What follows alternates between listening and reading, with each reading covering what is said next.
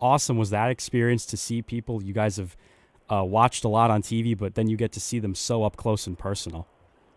Yeah, it was a pretty awesome experience. At least I'm not sure from Mike's standpoint, but from mine and the Bengals, they had all the players lined up, 9 players in a row on the bleachers, and you can kind of just go podium to podium asking really however many questions you want. I think I got like 15 to 20 questions in, Oh, wow. which was awesome. Some were serious, some were funny. I asked Jamar Chase if we get to see him gritty this Sunday. He said yes, absolutely. So it was really awesome to really just be up close and somewhat personal with them, and their reaction was amazing to see. Can we give? For me, yeah. Oh, go ahead, Mike. Thanks, Tom. No problem. Yeah, for me and the Rams, more of the same. It was a cool experience, getting over there. A little bit more of a different setup. It was outdoors. It was near the Rams training facility, so it was really, obviously they're home here in L.A. They had some podiums set up, and same thing. It was really easy to get some questions in, talk to OBJ, Stafford, Cup, just some cool stuff, and yeah, it's a great experience. And I do have to say, we have to applaud Jack Roach for getting onto the NFL's Instagram page with the Jamar Chase, how was Mac Jones's gritty question? And he goes, 6, 6.5, 7. So he jumped an entire number there. But Jack, hats off to you for making it big time. I'm really proud of you there, kiddo. But to me, what I saw from the social media, especially from the Bengals perspective, is how into it these fans are. I mean, they had that rally and they essentially packed their stadium.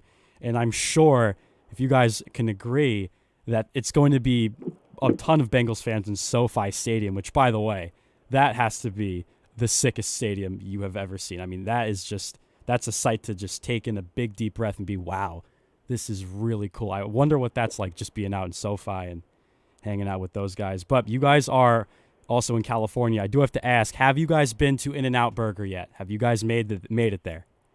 Well, if you guys weren't so desperate for content, we'd be there right now. No, I'm just kidding. No, we haven't been there yet. The plan is to leave after this and finally get over there. Good. Literally, when we said we're doing this trip, the first thing I was like, all right, I need to go to In-N-Out, and we've yet to go there, and I'm leaving tonight on the red eye. So, yeah, it'll be happening soon, Tom. Have you guys ever been to, like, Los Angeles? Like, Mike, I know, of course, you've never been to In-N-Out, but have any of you guys ever been out to the West Coast in that L.A. area? I've been to the San Diego area. I've been to the Ventura area, which is only like 30 minutes south of here. But no, never to LA. Okay. All right. So you guys are. It's been great though. It's been an outstanding experience for the first timers here. So we really enjoyed our time. Oh, that's always nice to hear. And also, sightseeing in Los Angeles, I'm sure, is somewhat similar to New York, but not necessarily. What was the most interesting spot you guys were able to see out there, and do you have any just bizarre stories about just touring around Los Angeles? I want to hear some of these. All right, so I would say sightseeing, I mean, we did some of the classic stuff, Hollywood Boulevard, went to Santa Monica Pier, that kind of thing. But I'd say the most bizarre story is this. First night here, we're taking the Uber back, and, we call the Uber. The guy pulls up, and we get in the car, and I'm looking around. I think we're all looking, and it's weird. The guy has, like, Walter White from Breaking Bad stickers on his car, geez. and he's got, like, on TV screens, Breaking Bad. He's got, like, the DVD menu up. So we're like, oh, wow, it's Breaking Bad theme. And then the driver goes, which we don't believe, but he goes, yeah, I was Bryan Cranston's stand-in for Walter White on Breaking Bad. And we're like, oh, wow. And then he started telling us all these stories about, like, his time on the set. And at one point, we're at a red light, and he has a hat and glasses in the front of the car. He puts the hat and glasses on and turns around, and he looks exactly like Heisenberg. And he honestly was pretty intimidating. I low-key thought we might have died, but that was definitely the craziest story. I was fully prepared to just jump out of the Uber at that standpoint. Yeah. I was nervous, but it was fortunate that we worked out. It worked out. And we were able to get home safely. Oh, my God. Breaking Bad is a wonderful show. But before I let you guys go, Super Bowl predictions from the four of you. Who do you guys got in the game tomorrow? Rams, Bengals. What's it looking like? Yeah, I mean, we just finished up 1-1 with the picks. I won with the Bengals. It was a gut feel. Our guest, Sean O'Hara, actually had some of the same points that I made about the Bengals, so that kind of reaffirmed my opinion. So, yeah, I'm going with Cincinnati. I feel the same way as Mike does. I feel like on paper this Rams team is the obvious pick, but there's just something in my heart that believes the Bengals are going to pull it off. Yeah, that's 3 in a row with the Bengals right now. a lot of the world right now is going to be on the Bengals, as am I. And I'm also on Jamar Chase 2+ touchdowns, so don't count him out for that one. But I'm going to go Bengals all the way on this one. See, I'm all in on the favorite here. Everyone else is trying to, talk about the underdog, and I'm on the favorite. They're underdogs for a reason. I like the Rams, and I feel like they just have a better roster, and I feel like that's going to be what's going to carry them and allow them to find a way to a win. And, from one pair of Rams to the other, wishing Fordham basketball good luck this afternoon. And, luck to my friends Ryan Gregware, Mike Calamari, Danny Scott out there in Pittsburgh. I know they're going to do a great job, and it's looking forward to listening into this one. Well, it's a Rams invasion this weekend. Guys, thank you once again for hopping on here to the pregame show. Have fun out in L.A. Just enjoy it, take it all in, and have fun at the Super Bowl as always. And we're going to get to Fordham men's basketball back here once again. So the Rams, as I said before, taking on Duquesne. 28-17 all-time is the matchup record in favor of the Dukes. This is the 46th all-time meeting between the Fordham Rams and the Duquesne Dukes. And Fordham, however, since joining the Atlantic 10 versus Duquesne, they're just, again, another losing record, but they're looking to turn the tides here. But we are going to send it out to the boys in Pittsburgh, Ryan Gregware, Michael Calamari, for our coverage of Fordham men's basketball here on WFUV Sports. For Fordham, the path was never going to be easy. It takes time to build things right. 3 conference wins, including a 1-point win over Duquesne, gives them more than all of last season. But it's not about the past, or even the future. It's about the now. It's about Fordham versus Duquesne right now on WFUV Sports. We welcome you into another edition of Fordham Basketball on WFUV Sports as the Rams take on the Duquesne Dukes at UPMC Cooper Fieldhouse. I'm Ryan Gregware, joined with Michael Calamari. We have our entire WFUV Sports crew here tonight. And Mike, last time out for Fordham, coming off a tough loss to St. Bonaventure, 76-51, and it was the first time all year where it really looked like they were unmatched. Yeah, when you watch that game, it really seemed that Fordham was not going to be close. Even after the first media timeout, Fordham down 9-5. They were playing behind that entire game. Fordham with a chance of redemption now. This is a team they beat earlier in the season. They can do it again today. Now they just have to do it on the road. And down by 5 going into that second half versus St. Bonaventure. One of the key reasons that game kind of slipped away was Darius Quisenberry. He got injured with 13 minutes left, and it's been announced as we see the lineups. He will not play here tonight for the Rams. A huge loss for this program. It's a monumental loss, 3rd leading scorer in the Atlantic 10, and you look at who can step up for this Fordham Rams team. I look at Kyle Rose, double digits in 5 of the last 9 games over that stretch, averaging over 9 points. Also, Antrell Charlton coming off a 14-point performance versus St. Bonaventure. He's seen some struggles in A-10 play before that game, but he can carry that momentum into this one, and you just need it to be a team effort. It's not going to be one guy to get it done. It's going to be a lot of guys to get it going from outside and in the paint. And before the game, we had a chance to talk to Coach Neptune. We talked about this Duquesne matchup after coming off a 1-point win early in the year, as well as the other areas that Fordham can go to. Coach, last time out, 76-51 loss to St. Bonaventure. You guys were outscored by 20 in the second half. What kind of adjustments need to be made today?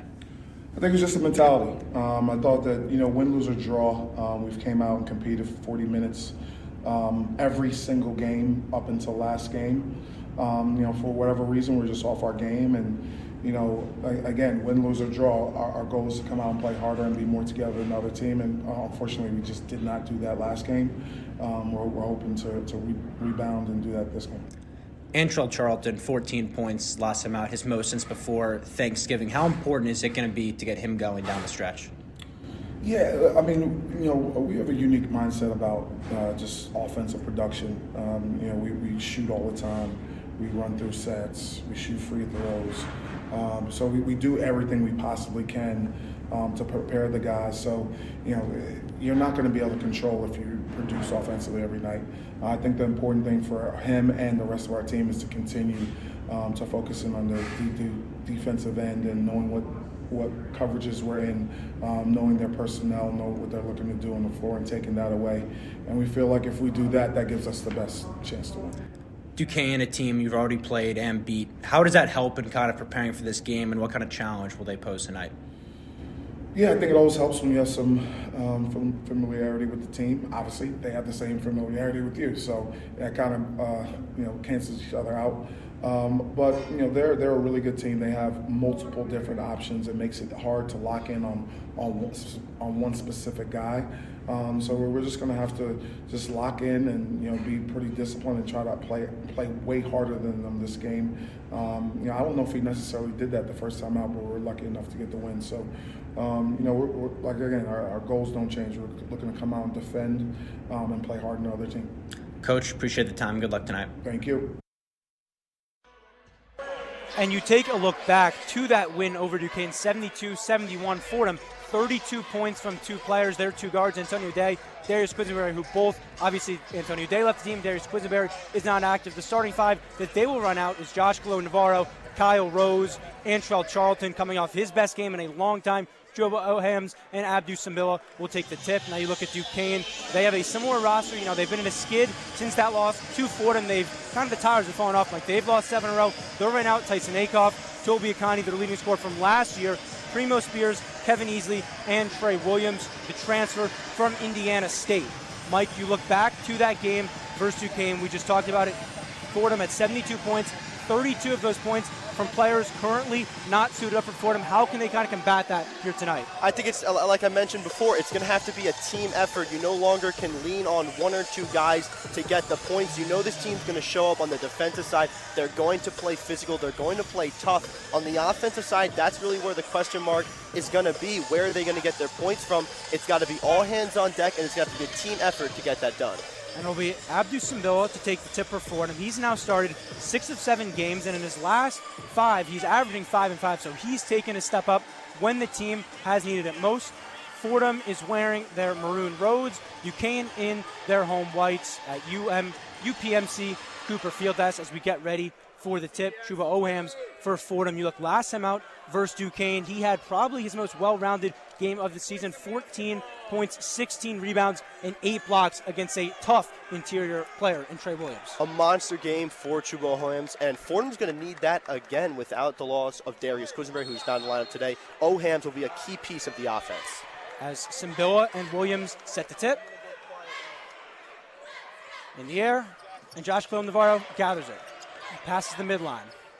Josh Colo-Navarro coming off a 1 for 12 shooting performance, swings it to Kyle Rose. He'll take a few steps inside, kick it to Antrell Charlton in the corner. Charlton will sidestep. He'll give it to Rose at the top of the key. 15 on the shot clock. Rose to the paint. Rose the up and under. It's good. Kyle Rose getting things going early for Fordham. 2-0 they lead. And I love getting Kyle Rose the ball on the top of the key. It's a nice isolation. You clear the floor for him, so there's a lot of room to drive to the basket and hit the layup. Rose did not start last game. Just 5 points for him last time out. Primo Spears brings it up, kicks it to the corner. The 3 by O'Connor's off the rim. Trey Williams gathers it, but Kyle Rose is able to get it off the tip. He'll pass it across the front line. Kyle Rose, Tyson Akoff on him. He'll give it to Ohams. Williams guards him. Williams 7 blocks last time out versus Fordham. Coach Neptune called him a monster defensively. He'll kick it out to Antrell Charlton on the wing. Charlton will take a few dribbles, swing it back out. Colo-Navarro, the 3, hits the front of the rim. Rebound by Sambilla. He'll reset. Sambilla with a post up. He'll take it over O'Connor. He gets it to go. Abdu Sambilla, who we just talked about, he has stepped up these last few games. That offense, that one piece of his game we haven't seen, but gets it to go on the post hook there. We see the rebound extending the play, giving Fordham another opportunity. Offensive boards, it's going to give Fordham a chance to get offensive possessions, get more chances to get points on the board. Trey Williams, the ball in the paint, guarded by Ohams. He'll take it up over Sambilla and Ohams and gets it to go. Trey Williams, the transfer from Indiana State, 5th in the conference in blocks, gets Duquesne going early in this one. And the physicality of Trey Williams, someone Coach Kyle Neptune has called a monster, just so tough to guard, and we see it there in that possession. Antrell Charlton inside to Ohams. He slams it home. Antrell Charlton to Chuba Ohams, the connection that's worked all season long. 6-2 Fordham leads. It'll be Trey Williams bringing the ball up. He'll give it to Primo Spears. Primo Spears with a game-high 20 points last time out versus Fordham. He'll kick it ahead into the paint. O'Connor now the ball. He'll sidestep on Sambilla. He'll throw it up. Can't get it to fall. Rebound by Sambilla. Antrell Charlton to bring it up. We talked about earlier, 14 points for him last time out. That's the most he's had since they played Rice. That was before Thanksgiving, so for him it's coming at a crucial time. So he'll give it to Rose at the top of the key. Back to Charlton on the far side. Chuba Owens at the top. He'll dish it inside to Abdou Simbila. He'll take a step, guarded tightly by Easley. Hits the front of the glass. It's back off Simbila's hands. Duquesne gets the rebound. 6-2, 17:30 to play. Simbila kind of pinned on the bottom of that block. He tries to go underneath the basket, just no room to get up. I like him to take that into the paint, maybe a little righty hook over easily. A defender he's bigger than. He's just have to have the awareness on the block when he's in the paint. Colon Navarro guarding Primo Spears tightly. He'll swing it in to Toby Akani. Last year's leading scorer that returned, he misses the three. Rebound back out. Trey Williams will try to take it inside. He'll kick it to Spears. Spears reset 14 on the shot clock. Spears the drive at the free throw line, gets it to go. Primo Spears the pull-up jumper, 6-4 Fordham leads. And this is someone who killed Fordham last time out. He had 20 points versus Fordham. He's the key offensive player for this Duquesne lineup. If he can be efficient, he's going to be dangerous. As Josh Navarro loses it, trying to drive into the paint, Primo Spears will take it the other way. Pushing it in transition, tries to get it up to Trey Williams, but great defense by Kyle Rose getting it ball. He'll throw it across the court to Josh Navarro, and he'll dribble it around here. 16:34 to go in the game. Fordham leads 6-4. Josh Navarro guarded by Primo Spears up top. He'll kick it to the wing and Antrell Charlton. Look around for a Simbila screen. He'll try to put up a floater, and it's blocked by O'Connor. Tyson Acuff will take it the other way. He'll swing it ahead to Easley. Sizes up Chuba Owens. Trey Williams the ball now. With Simbila on him. Simbila, little too aggressive with the hands there. Foul will go against him. Abdou Simbila, a guy we've seen get into foul trouble in the past. Mike, you think back to that Davidson game, no Chuba Owens, fouled out in 11 minutes. Going to be crucial to keep him in this game. No, the physicality of Abdou Simbila is so key for this Fordham team. We talked about Kyle Neptune before the game saying they're playing big recently. It's been working for them, getting offensive rebounds. Think back to that St. Joseph's team game where they out-rebounded them. So good on the boards in that one. That's going to be a key place for Fordham.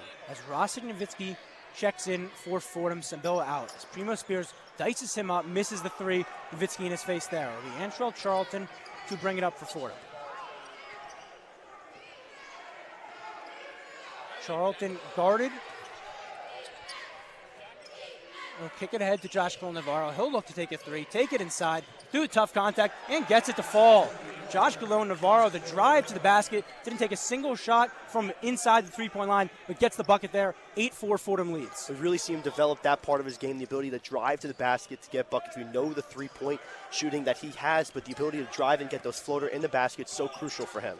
It'll be Leon Ayers checking into the game, the team's second leading scorer for Duquesne, and Rosik Nowitzki takes the charge on him up top. Great body control there to get to the ground. That will take us to our first media timeout. Fordham leads 8-4 early on in this one. You are listening to Fordham Basketball on WFUV Sports.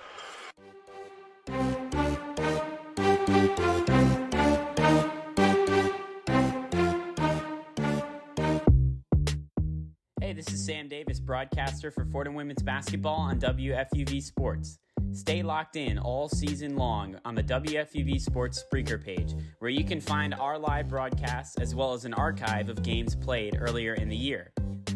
We come on the air 10 minutes before game time, offer up the one-on-one pregame, halftime, and postgame reports, in addition to covering all the game action. The Rams women's basketball team is an exciting group in pursuit of another A10 championship. Join the action with WFUV Sports on Spreaker.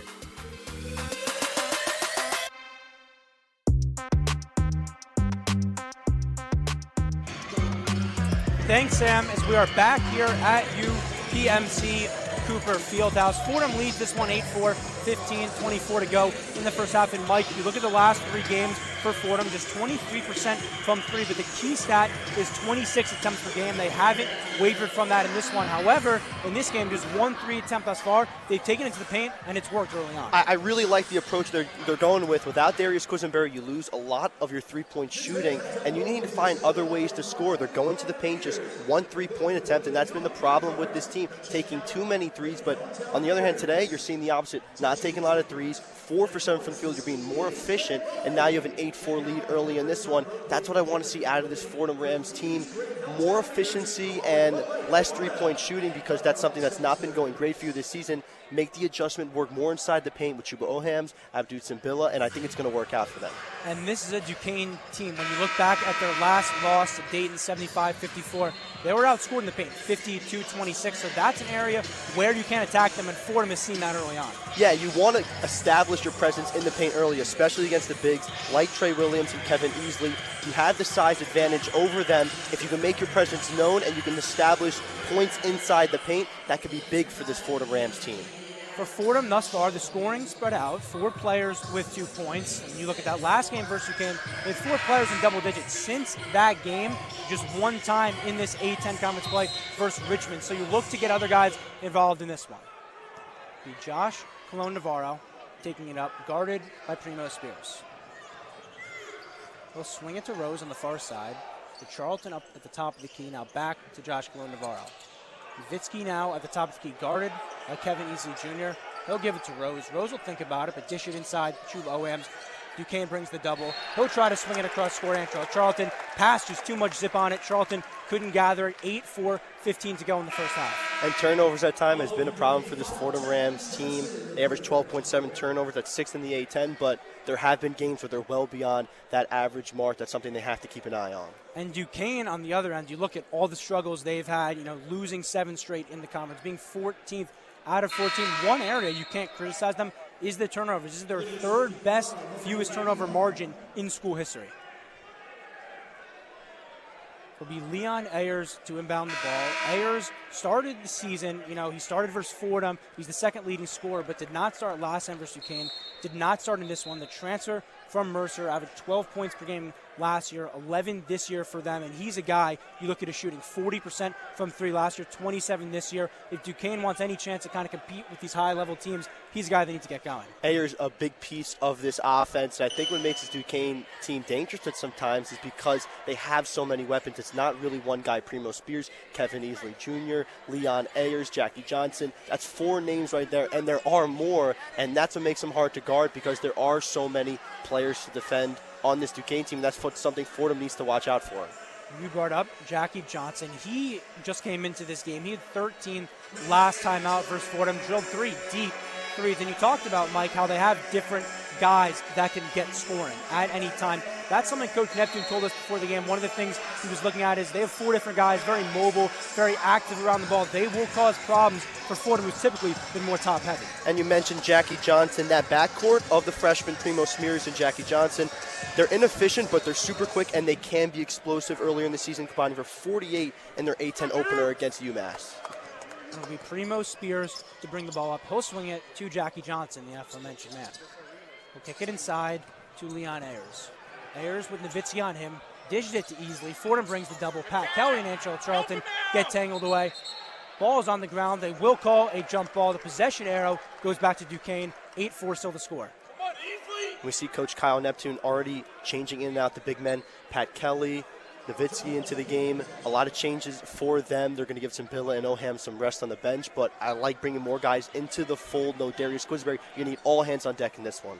And for Fordham, a team who's 321st in the country in continuity, you need to find consistent scoring there. As Kyle Rose picks up the foul, we have seen throughout the year, Pat Kelly and Ross Nowitzki, they come at the game at the same time, but they complement themselves with the combination of size and shooting.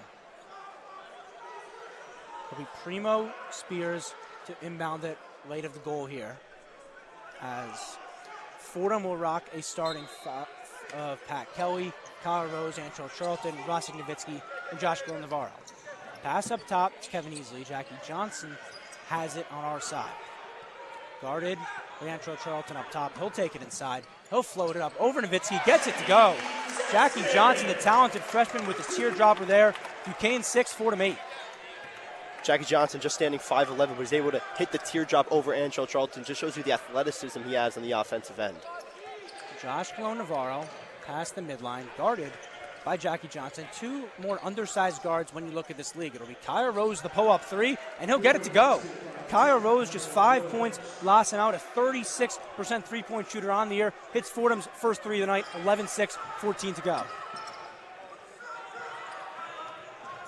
Primo Spears into the front court, guarded by Colon Navarro. Tough shot over him, misses completely. It'll be Charlton pushing the other way to Kyle Rose. Kyle Rose guarded by Jackie Johnson. A screen by Nowitzki. Looks for him inside. Can't find it. There's going to be a foul on the floor on Jackie Johnson. That's a matchup where Fordham, you see, they bring the switch there. They run that pick and roll. If you're able to get 6'10 Nowitzki on 5'11 Jackie Johnson, you're going to take it any day you can. And I really like that. When you look at the matchups, if Fordham can run those pick and rolls and get those switches, you're going to get a lot of mismatches. And you have to think creatively if you're Coach Kyle Neptune. You lose a lot of your iso ball players, especially in Darius Quisenberry. You need to find unique ways to score the basketball. Charlton, the inbound. Left of the goal to Pat Kelly. He'll swing it up top to Josh Colon Navarro. We'll go back to Charlton now on the Duquesne logo. He'll take a Nowitzki screen. Think about taking inside, but back out to Colon Navarro. He'll size up a three over Johnson. He can't get it to fall. Duquesne pushing the other way, Leon Ayers. Ayers finds Tyson Acuff, who take a few steps inside, throw it off the glass. Corralled, rebound by Rosik Nowitzki. And Charlton will bring it up for Fordham. Guarded by Leon Ayers. We'll swing it to Nowitzki. Back to Colon Navarro. Fordham with good ball movement thus far. Switching a lot. Finding a Kyle Rose open for three. In and out. Rebound Duquesne. 11-6 Fordham leads. We've approached 12 and change here in the first half. Fordham 11, Duquesne 6. It'll be Johnson to try to get it inside, but it's knocked away by Charlton. Fordham pushing 2-on. The pass ahead to Kelly. His layup is good. Fordham, the good ball movement there, pushing it in transition. They lead 13-6, 12:30 to go in the first half. And I love the off-ball aggressiveness by Pat Kelly. He doesn't float to the three-point line. That's the strength, shooting the three. Instead, he goes to the basket, and Charlton's able to find him for the easy layup. It'll be easy to size up three. He can't get it to go. Kyle Rose, the baseball pass up ahead to Charlton. He'll take the layup. It's good. Good ball from by Fordham. Duquesne calls timeout. Fordham pushing it in transition. These last few possessions, they've opened up a 15-6 lead as we approach our second media timeout. We're going to send it back to our Rose Hill studios with a one-on-one scoreboard. The one-on-one scoreboard. Starting in NCAA Top 25 action, number 1 ranked Auburn defeated the Texas A&M Aggies earlier, 75-58. The number 8 Kansas Jayhawks won a close affair against the Sooners, 71-69. 10th ranked Baylor handled the Longhorns with a score of 80-63.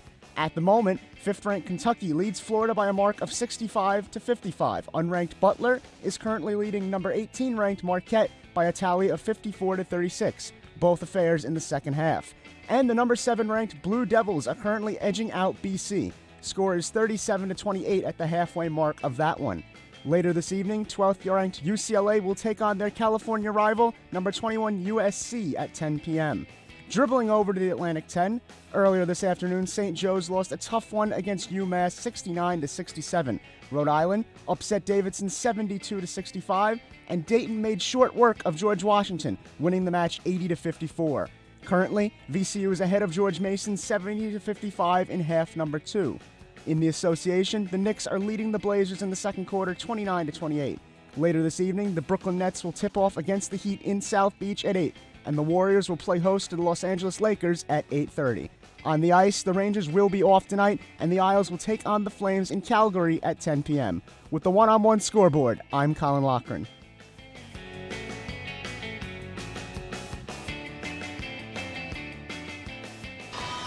Thanks, Colin. Fordham leads this one 15-6, 12-17 left to go in the first half here in Pittsburgh. You take a look, Fordham now on a 7-0 run, 9-2 as well. One of the big reasons they've done so, they've been pushing the ball in transition, Mike, and it's allowed them to get a lot of easy buckets. 2 easy buckets, one Antrell Charlton, the Pat Kelly for the layup. Next time, the baseball pass by Kyle Rose all the way down to Antrell Charlton for the easy layup. And they've got to get baskets that way. They're not going to be able to play the same half-court style they sometimes play. They have to get creative. They're going to do it in transition. Maybe they're going to do it in the paint, something they don't always do. And I like to see the offense production. They're being very efficient. 7 for 12 from the field, 1 for 4 from 3. They're doing a really good job of picking their shots, getting open looks, and you got to like where you are if you're Fordham. 15-6, 12-17 to go in the first half. Still a lot of time, but you want to get out early. This is a Duquesne team that when they're up at the end of the halftime, they're a dangerous team. You want to get out ahead of them early. When you look back at that game versus Dayton, Dayton was able to put them away early, and just Duquesne really did not show fight. That has been kind of the blueprint all year. And for Fordham on the offensive end, with no Darius Quisenberry, this is a guy 17.3 per game, third in the conference. But thus far, Fordham has done a good job being able to generate offense. Fordham doing a really good job of being able to generate offense, and you see who's being part of it. Pat Kelly with 2 points, Timbilla 2 points. Only one player that has more than 2 points, and it's Kyle Rose with 5. The offense is being spread out really nicely right now. You got to like that if you're Coach Kyle Neptune. And every Fordham Ram who has came into the game besides Rossi and Vitzi has scored early on, so Fordham doing a good job getting everyone involved. It'll be Toby Okani to swing it up ahead to Leon Ayers in the front court. Ayers the pass to Tyson Acuff. Back at the top of the key. He'll give it to Jackie Johnson, the talented freshman. Take a few steps inside, but kick it back out. Dish it into Trey Williams, guarded by Chuba Oams. He'll put it up, hits the front of the glass there. Oams able to gather the rebound. Under 12 minutes to go in the first half, 15-6, Fordham leads. Antrell Charlton will bring it past the midline. Guarded by Jackie Johnson. They'll give it to Pat Kelly, top of the key. Cam Cunningham recently checked into the game. He has the ball now. Swings it back out to Antrell Charlton. He'll think about the three, take a few steps inside, back to the basket. His two-pointer, it's good. Antrell Charlton, the mid-range game, getting it going early. 17-6, Fordham leads this one. Love the decision by Antrell Charlton to rise up there. Jackie Johnson, the 5'10 guard, guarding you. You know you have the height difference. You know you can rise up and hit the mid-ranger, and he does that. Leon Ayers, the teardropper inside. He can't get it to go. Fordham forces yet another stop. Antrell Charlton will slow it down here with 11 minutes to go in the first half. Fordham in this one, forcing Duquesne to 3 for 12 from the field. Fantastic defense early on. Pat Kelly ahead to Oams. A falling, recently checked in Ahmad Harrison. Ahmad Harrison's first game in 3 games as Oams takes to the basket and gets it to fall. Chuba Oams taking himself off the dribble, lays it in, 19-6, Fordham leads. Cam Cunningham called for the foul with him and Ahmad Harrison just checking in. You look to Ahmad Harrison, 2 straight games he was out with the knee injury. Fordham desperately missed his tough pressure on defense. Yeah, when you think about Ahmad Harrison, you think about guarding the line. You think about his defensive pressure. When he's in games, he gets a lot of steals. Fordham's going to want that on the defensive side to hold this lead. Primo Spears the ball up top as he'll kick it into Easley inside. Easley's jumper is good. Kevin Easley, the TCU transfer, leads the team in double-digit games, gets Duquesne out of a skid, 19-8, Fordham leads, 10:30 to play. Kevin Easley moves extremely well around that wing, has a great mid-range game. That's someone you can't leave open if you're Fordham. Easley, 6'7", a guard, but is the team's leading rebounder. As Cam Cunningham gets it to Chuba Oams, he'll take it inside, he'll throw it up, tough defense there, he'll get it back, he'll get it again, a third attempt, and he gets it to fall. Chuba Oams would not be denied there. 21-8, Fordham leads, 10 minutes to go. Primo Spears now into the front court, guarded tightly by Ahmad Harrison. That tough defense we were just talking about on display. Kevin Easy now takes a step on Pat Kelly. He'll lay it up and good. Mike, you just talked about the quickness of Kevin Easy. We saw it on display there, getting past Pat Kelly and getting the layup to go. Yeah, Kevin Easy, you got to love what you've seen from him right now. Only 7 points for Fordham. He was 3 for 13 from the field. They did a great job defensively in the first meeting, but he's got it going early. That's something the Rams need to keep an eye out for. And Chuba Oams takes it inside. He can't get it to go. Rebound by Leon Ayers. He'll look to push it the other way. Get it all the way inside over Oams. He'll throw it up. A blocking foul on Chuba Oams. So 2 free throws coming up for Duquesne. You look at Leon Ayers there. This is a team that doesn't really push the ball. They are bottom 300 in transition, but any way you can get buckets for Duquesne right now, you have to find ways to exploit. And if you're Duquesne, you're starting to feel the pressure. This is a big situation for you to get back on the win column. This team you played before and you only lost by 1 point, but you find yourselves down by 11 with under 10 minutes to go in the first half. It's starting to get time for urgency. You want to get points on the board. And you look back at that game, Fordham versus Duquesne, it was the other way around. Fordham was down double digits early in that first half, were able to claw out of it a few times, able to, at the end of the game, be fortunate that Duquesne missed the front end of a 1-and-1. Antonio Day took it the other way for a layup, a buzzer-beating shot for Fordham, giving their first 2-0 start in A-10 conference history. As Leon Ayers misses the front end of a 1-on-1, the 86% free throw shooter off there. Kyle Rose the ball past the midline. We'll take a Simbila screen up top. Guarded by Bekelja. Nowitzki at the top of the key. He'll look to get it to Simbila inside. Ball hits off the fingertips of Simbila, and Duquesne forces a Fordham turnover. 21-11, Fordham leads Duquesne. 9 minutes to go in the first half. It'll be Leon Ayers inbounding on the near side under the goal.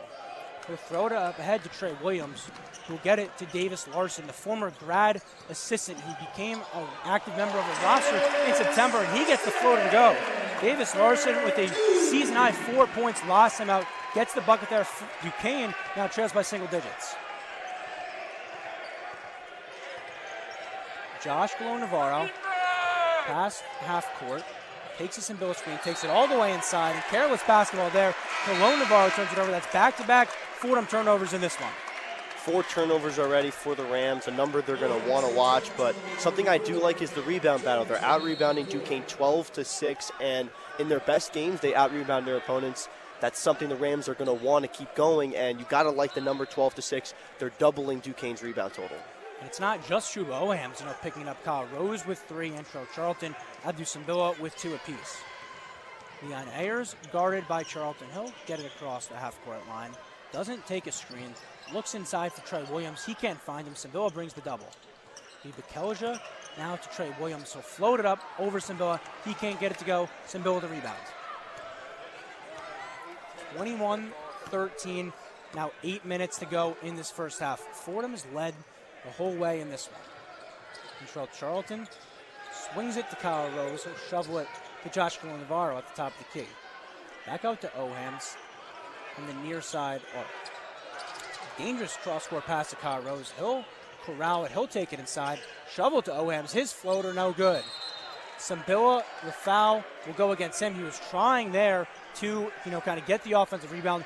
Unable to do so as we head to another media timeout. Fordham leads this one 21-13. We're going to send it back to our Roseville studios for a promo.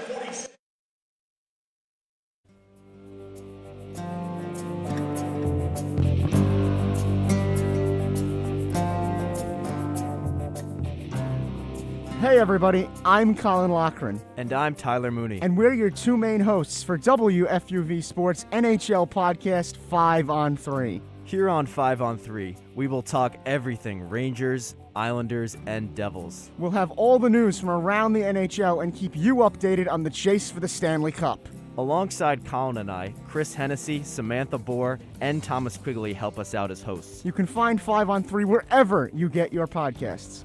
Home ice for all things NHL, 5 on 3.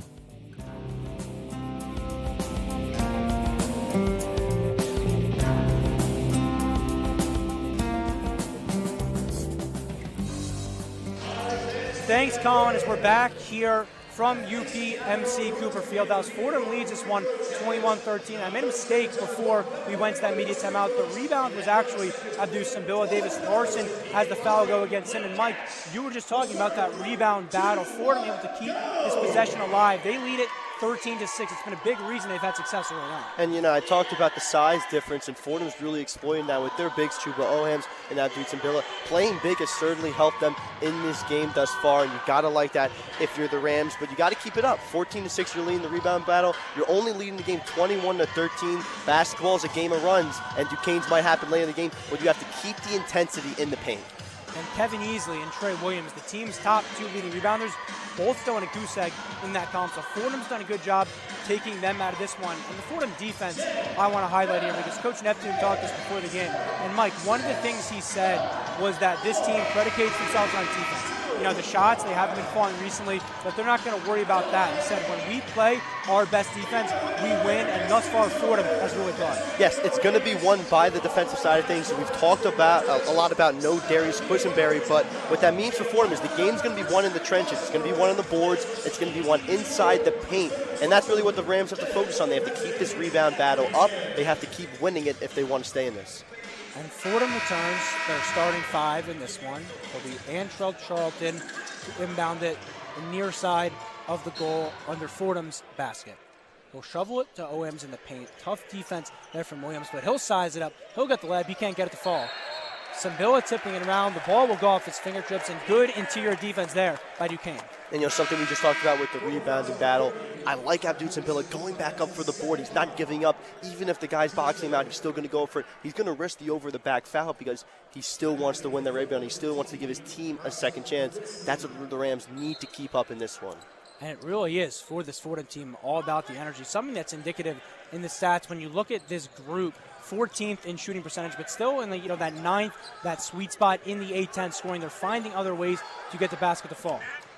It'll be Mike Bekelja coming in, just 90 minutes on the year. He'll swing it ahead to Ayers. Ayers will take it inside. He'll dump it in to Trey Williams, who two defenders on him. Rossi Nowitzki puts his hand up with a foul. Will go against him. Trey Williams goes to the line for 2 free throws.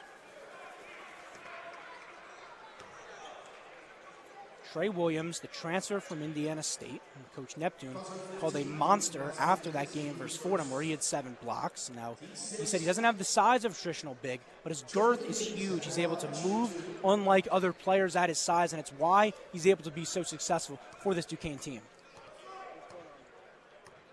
Just a 52% free throw shooter is Williams. His first rattles home.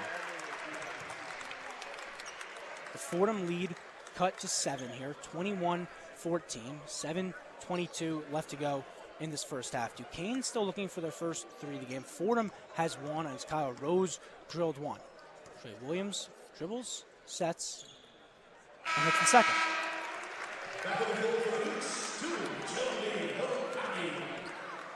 21-15, now Fordham leads. 7:22 to go in the first half. It'll be Antrell Charlton, the inbound. Swings it to Kyle Rose, who will take it up himself. Kyle Rose guarded by Toby Okani. Josh Colon-Navarro with Bekelja on him. He'll shovel it to Chuba Owens. Owens back out to Colon-Navarro. He'll look inside. Open Nowitzki under the basket. Can't get it to go. Nowitzki the rebound, though, and puts it in. Rossi Nowitzki, the second effort there. The rebounding again for Fordham, creating second chances. 23-15, under 7 to go. Gotta love Rossi Nowitzki not giving up on this play. Ball seemed to almost slip out of his hands, but he gets the rebound, goes back up, and then gets the bucket. And Primo Spears to Okani from the elbow. Hits back of the rim. Unable to get it to fall. Chuba Owens gathers the rebound, and Antrell Charlton will slow things down for Fordham. 23-15, 6:30 to go. Charlton, little yo-yo dribble. He'll take it inside. Unable to get it to go. Chuba Owens keeps the possession alive with Trey Williams on him.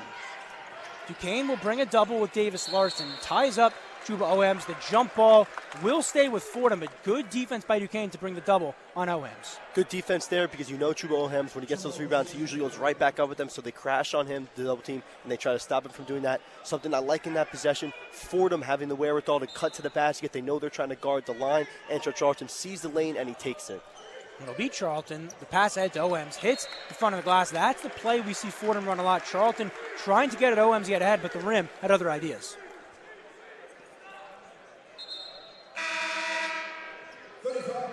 Mike Bekelja will inbound in the coming seconds for Duquesne as Fordham leads this one 23-15, 6:18 to go. Fordham brings that tough front court defense there. Colon-Navarro and Kyle Rose, but Toby Okani able to get it ahead for Duquesne. Kevin Easy the dish inside to Williams. He'll take a step. He'll take it into Nowitzki, and the charge is called. Rossi Nowitzki, the second charge he's taken on the game, putting his body on the line for Fordham, and it couldn't come at a better time. A lot of good minutes Rossi Nowitzki's giving this team right now. Early in the season, it seems like he's still growing into his role. He didn't really know how he fit on the team, and now we're seeing the potential of Rossi Nowitzki taking 2 charges, getting the bucket on the other end. He's really fit into this team right now. Nice. And that bucket, just his second since before Thanksgiving, a guy Coach Neptune said has earned more trust as the years went along, credited his talent, and said success will come. Chuba Owens will throw it ahead to Rose. He'll think about a 3, but will do otherwise. The sidestep by him, he gets it inside, shovels it to an open Antrell Charlton. His catch and shoot 3 is good. Good ball by Fordham. Kyle Rose to Antrell Charlton. He drills the 3, 26-15, Fordham back up front 11. And I love the decision to take the 3 there. That's your 5th 3 attempt of the game thus far, but it's an open 3. It's a great look, and Fordham being more careful with what 3s they take, and it's paying off. Spears guarded tightly by Josh Colon-Navarro. Will throw it ahead to Okani. into the paint to Williams. Williams with OMs on him. Nowitzki brings the help, and the good defense there by Fordham. Antro Charlton able to gather the rebound for the Rams. They'll slow things down, 26-15, a little over 5 minutes to go in this first half. The head to Cologne Navarro. Now Kyle Rose, ball at the Keldra on him. Charlton will look for OMs inside. Duquesne immediately brings that double. Back out to Charlton. He'll swing it to Cologne Navarro. 5 on the shot clock. Cologne Navarro takes it inside, and it's deflected. Blocked by Duquesne. They'll push it the other way. Kevin Easley ahead to Keldra. Back out to Kevin Easley. Charlton on him. Sidestep inside. Trey Williams now over Nowitzki, and that time they call blocking. Nowitzki not able, Mike, to get his third charge of the game. But I like the effort by him. He's still planting his feet. He's still trying to take that charge. He still has his mindset on the defensive side, trying to get the ball back on the offensive end, and he's giving great minutes for this Fordham Rams team. You got to like what he's giving to the team right now. And you see now, as Duquesne heads to the bonus, it'll be Trey Williams against the free throw line. That energy that Rosik Nowitzki has brought, we're seeing it, on the scorecard too. Duquesne just 6 for 18 from the field, 0 for 4 from 3. Fordham done a good job taking that element out of it. And I like the 9-man rotation they're going with right now, getting a lot of guys involved, getting your starters fresh, so when you need them for big minutes, they're going to give them. And also, these bench players, they're playing big, they're getting experience. A lot to like right now if you're the Fordham Rams in the position you are in, up 10. Antro Charlton leading scorer in this one with 7 early points. Trey Williams on the other side hit the first end of his one-on-one. His second attempt is good. Trey Williams with 6 points now. Fordham leads this one 26-17. The Antro Charlton to bring the ball up. What we've seen without Darius Quisenberry is he is the guy who has brought it up. Guarded tightly by Primo Spears. The shovel to Kyle Rose. Kyle Rose with Akani on him. Rose getting into the paint. The bounce pass inside. It's deflected by Primo Spears. Ball on the ground. Tangled up are Kyle Rose and Toby Akani. Another jump ball, but this one goes to Duquesne. 26-17. Fordham leads this one. Still good physicality by Fordham there. They're in every play. They're giving 100% almost every time down the floor. And that's something the Rams do great every time they take the floor. Even against St. Bonaventure, it still looked like they were giving every effort. Every single play they were giving their all. And that's the thing you like about this Rams team. And Duquesne bringing that pressure on recent possessions. And it's something, if you've watched Fordham all year, that's how you get to them, especially without Darius Quisenberry. The ability for them to get the ball, consistently, to dribble with the ball will be a challenge here tonight. Primo Spears passes the midline with Cologne Navarro tightly guarding him. He'll shovel it to an open Toby Akani on the near side. Akani will take it inside, guarded by Pat Kelly, and an errant pass by him. Fordham, Coach Neptune signaling he thinks the ball should go to Fordham. Duquesne thinks otherwise. And Duquesne will retain possession.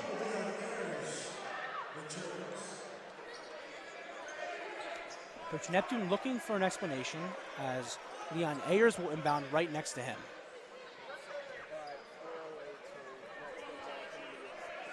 Pass ahead to Trey Williams. Now back to Primo Spears. He'll take it inside on Cologne Navarro. The fadeaway jumper hits back on. Cologne Navarro gathers the rebound for Fordham. They'll bring it up for the Rams. 26-17. They lead under 4 minutes to play here in the first half. Antro Charlton, the ball at the top of the key, takes an OM screen, takes it all the way to the paint, and gets it to go. Fordham perfecting the pick and roll there. Antro Charlton up to a game-high 9 points. It'll be Leon Ayers pushing it ahead for Duquesne. Antro Charlton getting a little too aggressive with the hands there. The foul will go against him. And on the other side of the immediate timeout, Duquesne will have free throws. 28-17. Fordham leads this one over Duquesne. We're going to send it back to our Rose Hill studios with the scoreboard with Calamari. The one-on-one scoreboard. Starting in the A-10, earlier this afternoon, St. Joe's lost a tough one against UMass, 69-67. Rhode Island upset Davidson 72-65. VCU beat George Mason by a number of 85-70. And Dayton made short work of George Washington, winning the game 80-54. Swinging the ball towards the NCAA top 25, number 1 ranked Auburn defeated the Texas A&M Aggies earlier, 75-58. The number 8 ranked Kansas Jayhawks won a close affair against the Sooners, 71-69. the 5th-ranked Kentucky Wildcats routed Florida's Gators 78-57. 15th-ranked Villanova bested Seton Hall with a score of 73-67. At the moment, unranked Butler is currently leading number 18-ranked Marquette by a tally of 65-57 in the second half. And the number 7 Duke Blue Devils are currently edging out BC. Score is 44-34. Later this evening, 12th-ranked UCLA will take on their California rival, number 21 USC, at 10 p.m. In the NBA, the Knicks are leading the Blazers 53-48 at the 2/4 mark. Later this evening, the Brooklyn Nets will tip off against the Heat in South Beach at 8. And skating onto the ice, the Rangers will be off tonight, but the Isles will take on the Flames in Calgary at 10 p.m. With the one-on-one scoreboard, I'm Colin Loughran.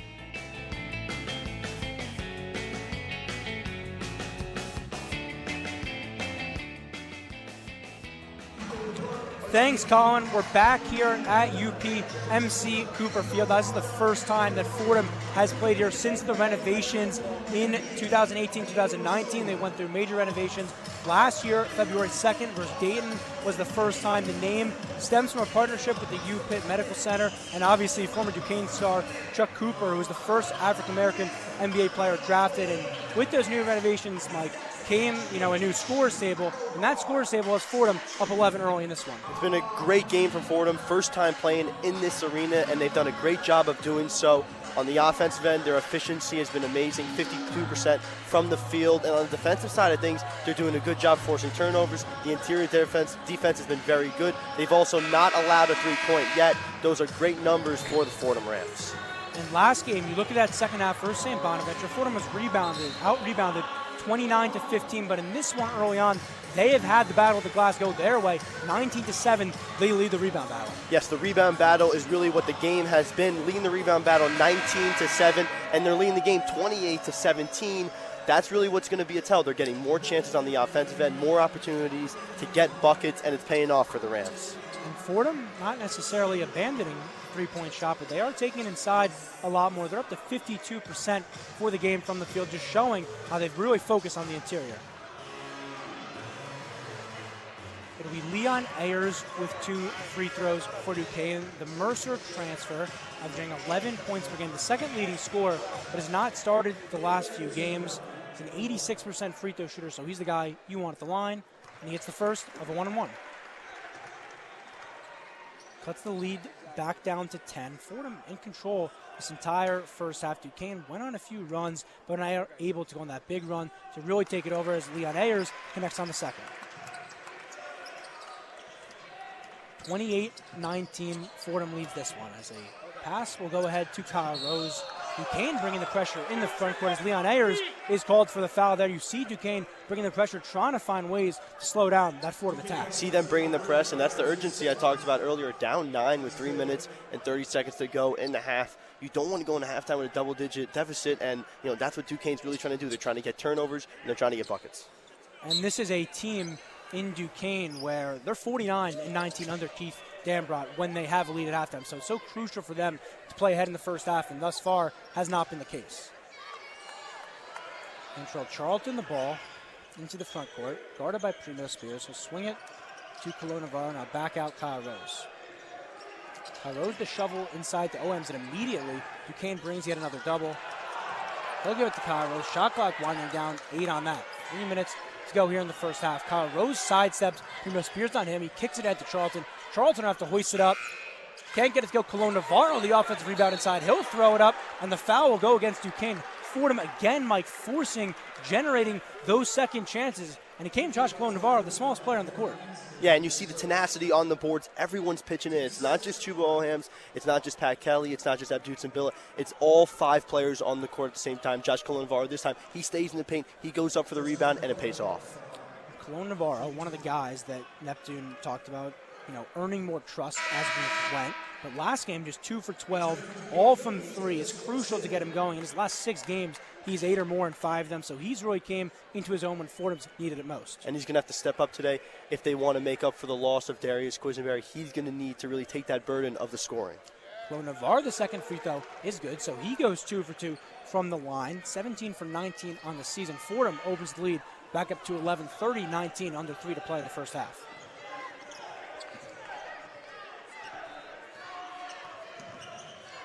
Jackie Johnson, the ball, past the midline, guarded tightly by Kyle Rose. He'll take it inside. He'll float it up. Chuba Owens, the dangerous tip there. It's off on Jackie Johnson's fingertips. Ball batted around there, but Fordham able to regain the possession. Make sure to stick around for a special one-on-one halftime report. I'll be with two former Fordham basketball players, Jack Burek and Tom Pipich. We'll also go back to our Rose Hill studios for a preview of the second half. Stay tuned here on 90.7 or on our WFUV Sports YouTube page.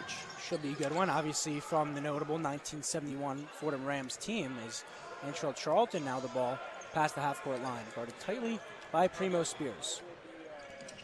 Charlton will sidestep it. He'll get it into the paint. He'll throw it up in the block by Trey Williams. Trey Williams goes to the ground. That's why they will call a jump ball, elevating there and taking away from Charlton. And the fans not liking some boos coming out.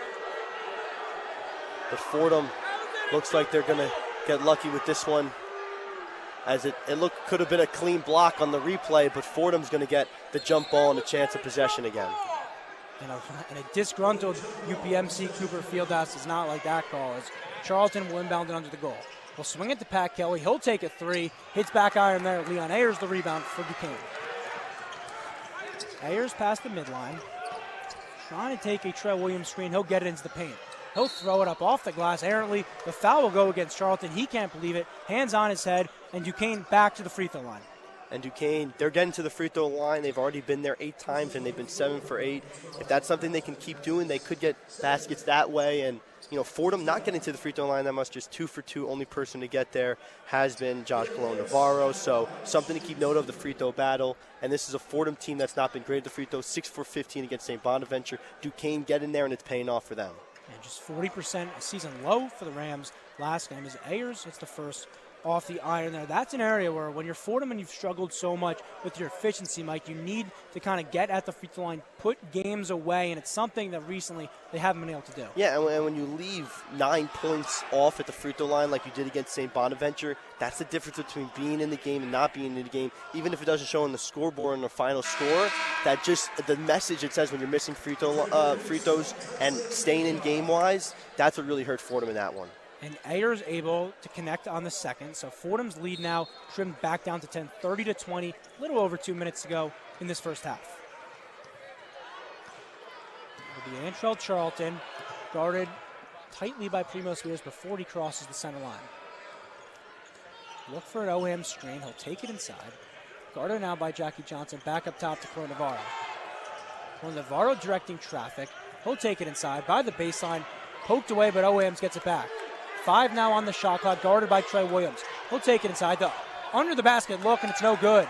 Good pass by OMs, getting it to Colon-Navarro in the paint, but he's not able to finish that one. Fordham called for a foul in the backcourt. Really like the find by Chuba Ohams when he was going up. 2 guys were going up with him. I don't think he was going to be able to get the shot off. Instead, he finds Josh Colon-Navarro. Fordham doesn't get the finish they want, but the ball movement is there, and that's what you really like to see.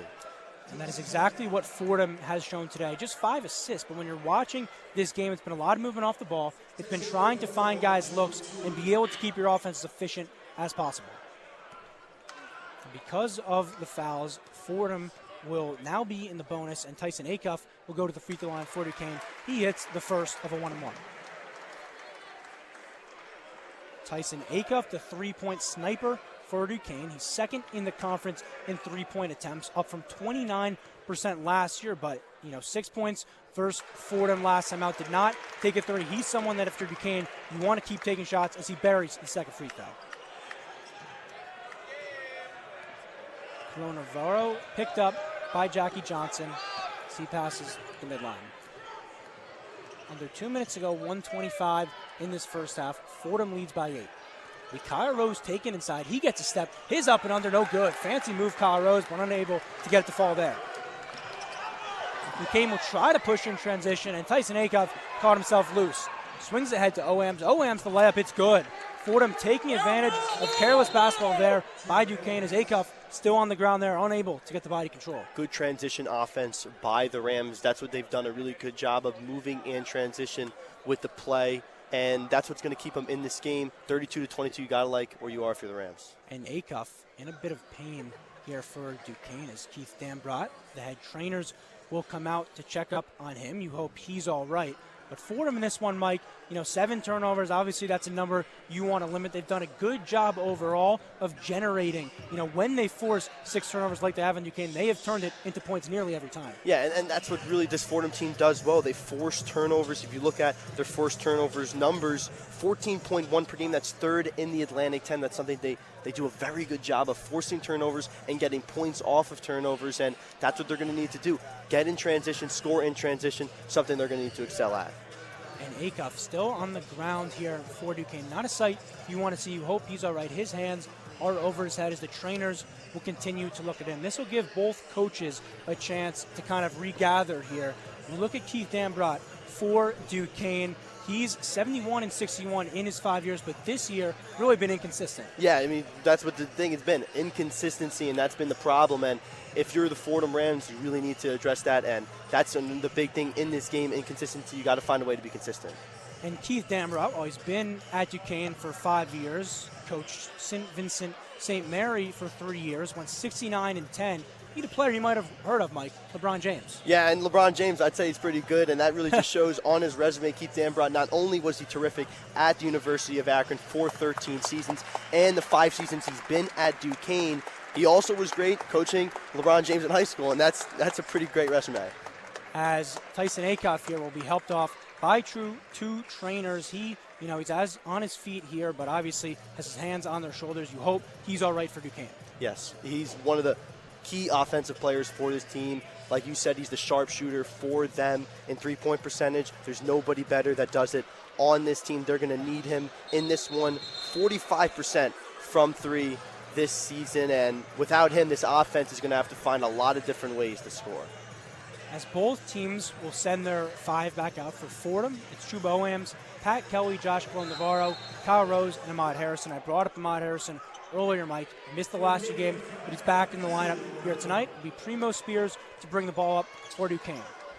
We'll give it to Jackie Johnson. He'll take a deep 3. Hits back on in there. We saw Jackie Johnson hit 3 of those deep 3s versus Fordham last time out, but unable to get that one to fall. It'll be Kyle Rose inside to Chuba Owens. Guarded tightly by Trey Williams. He'll float it up the glass. Hits front iron. Kyle Rose now gets the second chance opportunity. He gets tangled up with Kevin Easley Jr.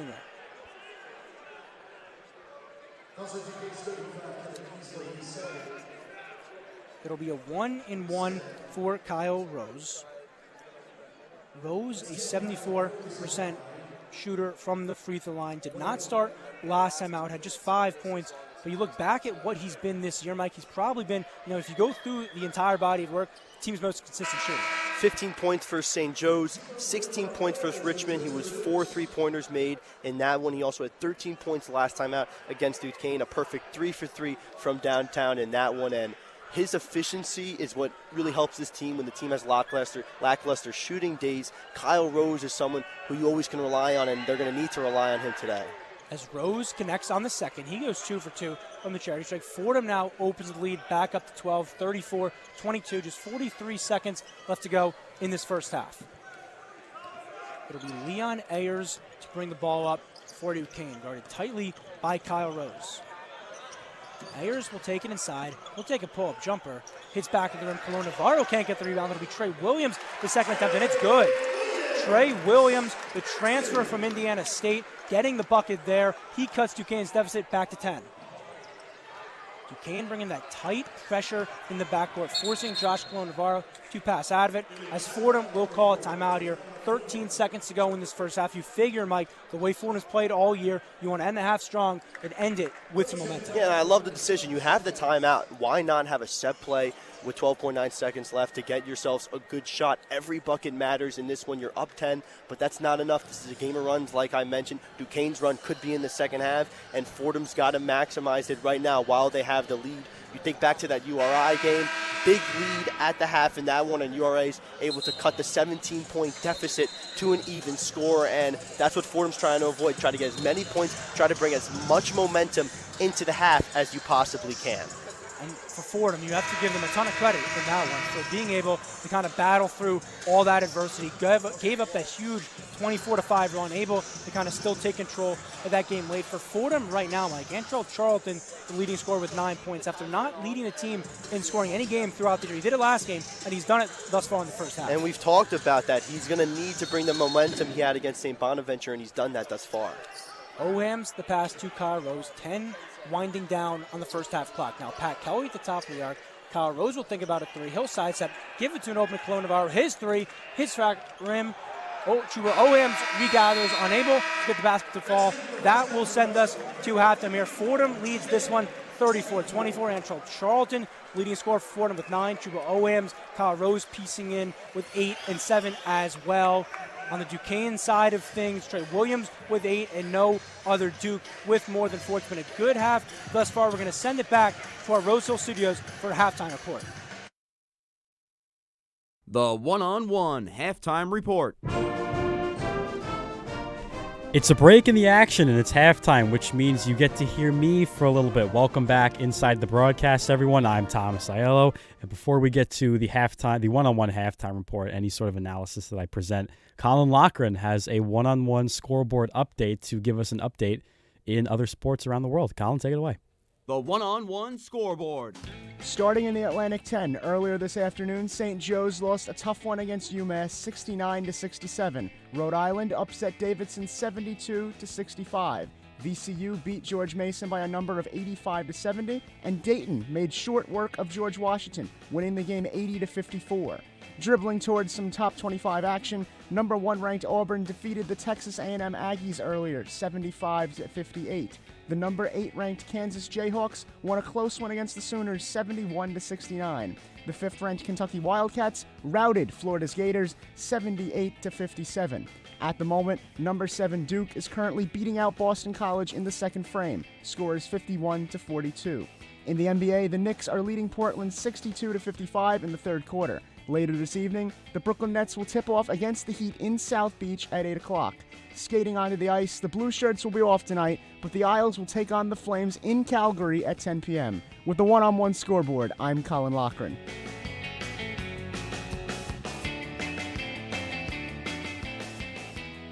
I like the dribbling transition, Colin. I think it's very clever. Got to be creative. Yeah, I mean, it's creative. It's always creative hour, but man, Oscar Tshiebwe, the collector. I mean, it's absurd stat line after absurd stat line with that guy, potentially college player of the year. But we do have a college game here. Fordham leads Duquesne 34-24 going into the first half. Chuba Ohams, the other collector, 8 points and 6 rebounds here in the first half, getting some help as well from some of his friends. Kyle Rose with 7 points, hit a 3. Antrell Charlton, 9 points, 3 rebounds, 2 assists, and 2 steals here in the early goings. And for Duquesne, it's Williams with 8 points, Easley with 4, and Ayers with 4. And of course, there was that injury in the first half. But nonetheless, the Rams, Colin, have a 10-point lead in Duquesne at the LeBron James-funded stadium that they have out there. And Ryan said on the broadcast, and I had to come up with a clever-ism, "Le fund the stadium." It's not bad. It's not bad. It's SNL worthy. Yeah, I don't know if it's SNL. They're not doing too hot lately. No, their ratings are plummeting. Anyway, other than that, I think Fordham, a 10-point lead going into the half is always a good thing. But we are going to send it back out to Pittsburgh. The 1971 Fordham Rams finished top 10 in the AP poll, winning 26 games. Charlie Yelverton, Ken Charles, 2 All-Americans, 2 future NBA players that were on that team. But Jack Burek is joining Michael Calamari as well as Tom Pipich. Burek, a Fordham Hall of Famer and one of the starters on that infamous 1971 team coached by Digger Phelps. And we're going to toss it back to Michael Calamari, who's down there with Jack Burek and Tom Pipich. Back here at UPMC Cooper Fieldhouse, I'm Michael Calamari, pleased to be joined by Tom Pipich, Fordham University class of 1973, and Jack Burek, Fordham University class of 1971, and Fordham Athletics Hall of Fame class of 1981. Jack, Tom, thanks for coming on the 101 Halftime Report. You're welcome. You're welcome, yes. I want to start with your experiences playing basketball here at Fordham. You guys played on the same team in 1971 that went 26-3. You guys ended up making it all the way to the regional semifinals in the NCAA tournament. What's one memory you guys share from that season? Tom, I'll start with you. Well, one memory I share was that we had a collection of guys that ultimately just loved each other, and we played very hard together. And I think when Digger arrived, he was able to see what our composition of players could do best, and he enabled us to do that. And so that's what stands out for me. Yeah, that's I agree totally, 100%. We really came together that magical year of 1971. We just had a plethora of talent, and Digger utilized it in the right way. I was just telling Tommy about how crazy this is, these 4-minute timeouts. We played the whole half, no timeouts, and we pressed full court. So that's what, and we were small. That helped us because we worked on those big teams. That big guy running back and forth, So it was a collection of talent. A lot of talent, but a lot of people that just loved each other, played together, and we had great coaching. And you talked about the 4-minute timeouts, and you also talked about the pressing. To that point, have you guys seen any major changes since the game you played, maybe in the style or how it's conducted? What's one change you guys have seen in the game? Well, obviously the strength of the players. We didn't have that's a big factor. But in a lot of ways, it's more individualized to me. We had a great team. We played together. We all had our strengths. And obviously everyone has weaknesses, but we played together. We were smart, okay? The way we played was smart. Too many times you see these people break down, they'll go one-on-one, and it's just they want to get their points. They're all going to make the NBA. Well, no, that's not the way we played. We played together, and once we got that momentum and knew we were possibly going to be great, if we kept on playing this style and playing that way, that fueled our energy, and then we got the fans behind us. I wish the fans would come back. That Garden was so alive. When we played down there, 19,500 people. We were to talk to New York, believe me. Every New York star was there to see those 2 games against Notre Dame and Marquette. Well, I think Jack said the strength. I think the quickness of the players is really remarkable. I think, and the other thing is, even though guys, the guys that could do one-on-one or isolate somebody and try to do it themselves did it, it was always in a team sort of context. And I think that's a big difference from what you see today. So. When you look at the new era of Fordham Rams basketball under Coach Kyle Neptune, do you think there's any maybe message they can learn from a season like you guys had in 1971? Well, maybe those things. One of the things I commented to Jack when we were sitting there is you could see one thing we noticed right away is how intense they play defense. And I think if you can start with that as a building block, even if you lose somebody to injury or whatever other reason, you're going to end up with a pretty good team. And so I think it starts with defense, starts with playing intense defense, and then and then I think the things we already said, just kind of come together as a team. And once in a while, if you got to go one-on-one and isolate, that's fine. But everything in a team context. As soon as I found out Quisenberry wasn't playing, I was telling Tom, I said, this is a big loss here. So let's, next man up. And another thing that I coached for many years too, and I told Tom this too. I said I love to come to games and watch the bench. Are they into the game? Are they supporting each other? This team obviously is to me. You don't see those things on TV. They cut away. These guys are really into playing as a team, and I really respect that. Yeah, more to this, new Rams team. They're currently 10-12 under first-year head coach Kyle Neptune. I just want to give you, what are your initial thoughts on this year's team? What have you seen from them that maybe gives you hope? What do you think there are things they could, work on? Well, every time I see them play, we don't see all the games in New York, in Pittsburgh, but there are only quite a few on CBS. So every game, Fordham has played hard. But they're a little concerned about the second half. They kind of get worn down a little bit. Not having Quisenberry for the second half. They start missing shots. And that's difficult, when you can't overcome that. But Duquesne they're on the skids. And they're, if we could, I always say, coaches, when I coach, these first 4 minutes are crucial. We got a 10-point lead. In the first 4 minutes, we not just maintain that, but push it ahead another 6, this game's over. And I would say, kind of what Jack said, no nonchalant attitude on the bench, playing hard, and everybody's in the game. Nobody's looking up at the stands, looking around or bored with their situation, even if they're not playing. So you could tell that there's chemistry there, and that's where you start. Jack, Tom, thanks so much for joining us. We'll let you guys get back to your seats. We're going to go now send it back to our Rose Hill studios for the rest of the one-on-one halftime report. Okay. Thank you so much, Mike. What a fabulous interview with Mr. Burek and Mr. Pipich. Thanking them as well, taking some of their time to come talk to our very own WFUV Sports. Well, Colin, it's kind of wild to think about, and especially for me as someone who's just immersed in Fordham basketball lore, Charlie Yelverton and Ken Charles speaking to someone who was very close to them. I mean, I would get overwhelmed, I think, in the moment because of just what they mean to this program and what they were able to accomplish in that one season with Richard Digger Phelps. And then, funny story, too. When Digger Phelps, going into the second season, he took the job at Notre Dame, and he had a commit lined up to come here. Do you want to know who that was? Sure. Adrian Dantley. Ooh. Yeah. Interesting. So, God forbid, Phelps stays. Is Fordham a college basketball powerhouse? It's fun to think about. A lot of what ifs there. A lot of what. I think Mike Korzemba would have to get in on these what ifs, so we have to give a shout out to him. But this first half, Fordham up 34-24 over Duquesne. And honestly, look, I'm not too mad at this effort considering how shorthanded they are today. Like I said in the intro, Darius Quisenberry, he's in street clothes. He's not playing today. He's out. But Fordham has to pick up the slack. And I count here 5, 6, 7 Rams have scored and 9 have played. They've scored all of them except for 2. That, to me, says a lot. And something I need to point out is Rostik Nowitzki taking the 2 charges. It's things like that will add up as this game gets to the nitty-gritty last 5 minutes where you can say, oh, they took the charge. Wait, maybe they can win the game just because they did it early.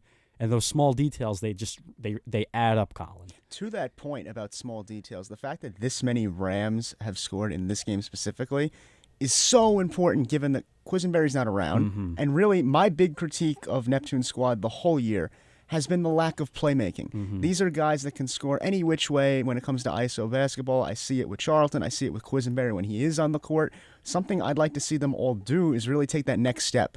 Make the extra pass. The ones that the coaches preach about. To win a game like this where, I do think you are oversized to one extent or another. I mean, Ohams can't do it all by himself in the paint, either way, on offense or defense. So in those instances, you're going to need to make the extra pass. Things like that. Take a charge. Another example on the other side of the court on defense where it's a full team effort. It can't just be one guy taking on the entire unit.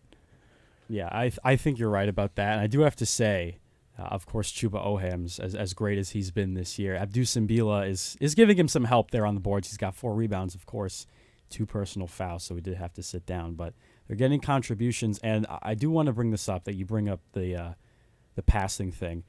Purdue has the problem where they don't have a real point guard like that. Jaden Ivey's not a true passer, but there's ways to get around it. And Matt Painter, like Coach Neptune, is smart enough to where he's going to go into his group in the halftime and say, hey, make this extra pass on this play, right? Because when you're developing plays, especially for a college team, this also attests to AAU in high school, and I played at those levels, so I can tell you firsthand, there's about 3 or 4 different options you can pull out of a single play, and you can have a driving lane that can lead out to a pass this way. You can have an open shot, pump fake. You can get a lane for an easy. There's so many different things you can do, but we're going to be very closely observing the adjustments that Coach Neptune makes as we get set to send it back out to Pittsburgh. Ryan Gregware, Michael Calamari, take it away for the second half of Fordham men's basketball.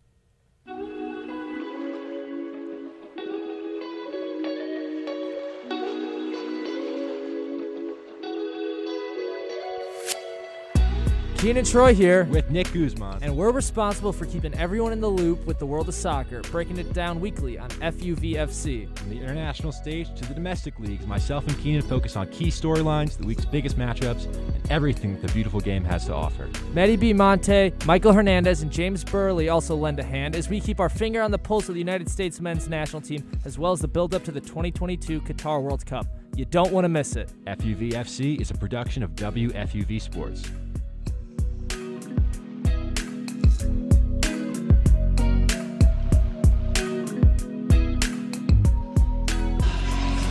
Thanks, everyone, as we're back here for the second half. Fordham versus Duquesne. The Rams lead this one 34-24 in a low-scoring affair in this first half. Ton to get into, ton that we saw in the first half, Mike. But some of the big things we've seen thus far, 7 Fordham Rams into scoring figures. That's been huge without Darius Quisberry here tonight.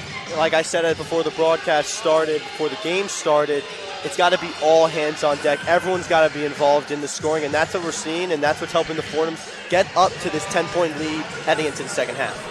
Antrell Charlton, the leading scorer, he has 9 points. Chuba Oham's right behind him with 8 and 6. You look at the rebound margin. Fordham leads at 24-12. You talked about before the game, Mike, it's been a battle of the trenches, and it really has played out exactly like that. Anytime you're able to double the team, your opposing team's rebounds, that's a good thing, and Fordham's doing that. 24 rebounds for them, only 12 for Duquesne. They're winning the rebounds on the offensive end as well. That's something they're doing an amazing job. 9 offensive rebounds, and that's what's giving them second chances. You look at the numbers, 10 points off of second chances. That's something that I love. Take those 10 points away, it's a tie game, and that's a really important stat to keep in mind. And for Fordham, it's so critical to get out to this lead because you look at the Duquesne side of things, they're down 10. You look last time out, they're down 11 to date, and they end up losing that one by 20-plus and have any fire in that second half. So Fordham needs to find ways to keep the pressure up and build on this lead. Another stat I really like, Ryan, that's going to help them build up this lead, their tenacity inside the paint. 24 points in the paint for Fordham in the first half, something we haven't always seen from them, usually around the three-point line. That's where they usually get their three-point shooting. Instead, this game, they're taking it to the basket, and they're doing a great job so far in this one. For both teams, they're starting fives here on the court. Fordham ended the half 1 for their last 9. Duquesne 1 for their last 8, so the shooting has not been great here thus far. Primo Spears guarded tightly by Josh Navarro. He'll swing it ahead to Tony Akani. Okani's 3 hits back on Kevin Easley. The big rebound there. Foul on the floor goes against Antrell Charlton. Antrell Charlton just got to box out there. You know, instead of using his lower body, he gets to push with the hand. Easy call for the ref to make. He's going to see that. He's going to call it. And one piece of criticism for Fordham in that first half, you look at the fouls, 10 for them. They gave Duquesne 12 attempts at the free throw line as Duquesne able to get the basket there to start this half on a great start. 34-26 Fordham leads. And there we see Trey Williams, Kyle Neptune, noting how he's so hard to move in the post, just the physicality he brings. And that's a problem for Fordham down low. They're going to need to defend in the interior. Chuba Oham's guarded by Trey Williams. He'll swing it across to Abdou Simbila. Simbila posting up on Easley. His post hook, can't get it to go, hits back on. Like the aggressiveness by Simbila, he needs to keep that up. Leon Ayers now the ball past the midline. He'll swing it to Easley. Thinks about a 3. Errant pass, nearly turned over. Now Connie will take it. It's back to the rim, but Easley keeps the possession alive. He puts it up, and it's blocked away by Abdou Simbila. 34-26, Fordham leads this one. The pass ahead to Kyle Rose. His open 3, he connects. Kyle Rose getting things going. He's up to 10 points. He's now Fordham's leading scorer. Fordham opens their lead back up to double digits. And the efficiency by Kyle Rose, 2 for 3 from downtown. That's what he brings to this team. Trey Williams inside. It's blocked away by Simbila. Simbila with a great interior defense there. 4 blocks versus URI just a few games ago. Antrell Charlton bring it across the midline, past the foul line, and he'll get fouled from behind there. Duquesne doubling him, and the body control not there for the Dukes. And that's what those 2 big men, Chuba Ohems and Abdou Simbila, bring to this team. This is a Duquesne team that shoots very poorly from the three-point line, 32%, and they're going to try to take it to the basket, but when you have Simbila, you have Ohems in there, it makes it really hard to drive to the lane without it getting rejected. And check that second block was credited to Ohems as he sizes up and he gets it to go. Antrell Charlton, the pass ahead. Two of OM's using his size, finishing it over a defender, plus the foul. He'll go to the free throw line for one more. I also really like what Fordham's doing in the second half. They're coming out aggressive. They're not being passive on the offensive end. 5-0 run to start the half. That's something you really got to like if you're Fordham, because if you think back to that URI game, you had a slow start to the second half, and it almost came back to haunt them. They're doing the opposite right now in this one. And OM's free throw attempt hits the back iron 3 times before it doesn't fall. So Fordham's lead, we'll say 39-26. Easily will size up a 3. He'll hit back iron. Abdu Simbila gathers it for Fordham. 39-26. Fordham leads. A little over 18 minutes left to go in the second half. He guarded by Tyson Acuff. And Joel Charlton directing traffic, finding a swinging Josh Navarro. He'll take it inside, shovel it back out. Charlton, the corner 3. He sizes it up, hits back iron there. Primo Spears gets the rebound for Duquesne. He'll slow it down. Guarded by Navarro. He'll take it inside. His pull-up jumper is good. Primo Spears, just 4 points in this one, but getting things going for Duquesne right there. The isolation ability of Primo Spears, that's what makes him so hard to defend on the offensive end. He can take you one-on-one and he can score the basket. And the foul will go against him there. Coach Neptune, before the game, talked to us how, last time out versus Fordham, Primo Spears, game high, 20 points. He didn't remember any shot that he took that, was not contested, not with a hand in his face. It didn't matter last time out. Primo Spears was not getting denied. And that's what makes him so talented as a freshman. You can try to do everything you can to defend him, and he'll still make the basket. Antrell Charlton now swinging across the court, gives it to Rose. Back to the top of the key, Cologne Navarro. Charlton now, the far arc. He'll dump it inside to OMs. They bring the double. Cologne Navarro nearly loses it on the shovel. Shot clock winding down. He'll try to put it up, loses the ball there. Duquesne, the steal. Primo Spears now dribbling it. He's careless with the basketball, but he gathers it back. The dump inside to Easley. Simbila brings the tough defense there. Basket no good for Duquesne. Fordham getting back there on defense, preventing Duquesne transition bucket. 39-28. Fordham leads this one as Charlton gets it inside to OMs, and he slams it home. Antrell Charlton, across the court vision there, falling down, finding OMs. He gets it to go 41-28. Fordham leads. How about Antrell Charlton not giving up? He's still going after the ball, still trying to make the pass, and it pays off. And it'll be Williams on the end. He'll finish that one.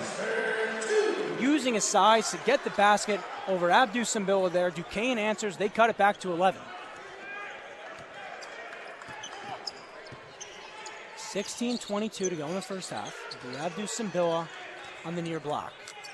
Guarded up by Easley. He puts it up. Pass deflected, but gets it right back. Rose the ball now in the corner. Dancing around. He gets into the paint. Looks inside to OMs. He puts it up and in. The ball moving by Fordham in this second half. Finding a cutting Chuba OMs there. Fordham answers 43-30. They lead. And the patience by Kyle Rose to wait for the open guy. He doesn't go up with it. He doesn't force pass. He waits for Chuba Ohams to get to the paint, to get to the block, and he finds him. And it'll be Ayers at 3 on the other end. He'll answer. Guarded by Kyle Rose. Kyle Rose, when falling on the floor, Leon Ayers connects on that one. Just a 27% three-point shooter on the season. Duquesne cuts the deficit back, 43-33. Fordham leads this one as we head to our first media timeout. We're going to send it back to our Rose Hill studios with a promo.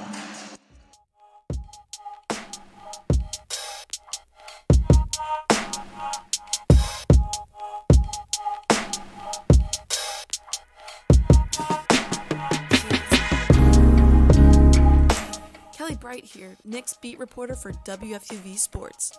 New York basketball is here, and you don't want to miss a thing about your favorite team. So make sure you're following us on Twitter at WFUV Sports to get the inside scoop for all things Knicks. We've got you with updates before, during, and after the game, from the press conferences and the action itself. We also post game recaps on all of WFUV Sports' social channels, as well as on our YouTube page. And to hear sound bites and deeper analysis on the team and the league, be sure to check out WFUV's weekly podcast, Pick and Pod, on all platforms you get your favorite podcasts. Go Knicks!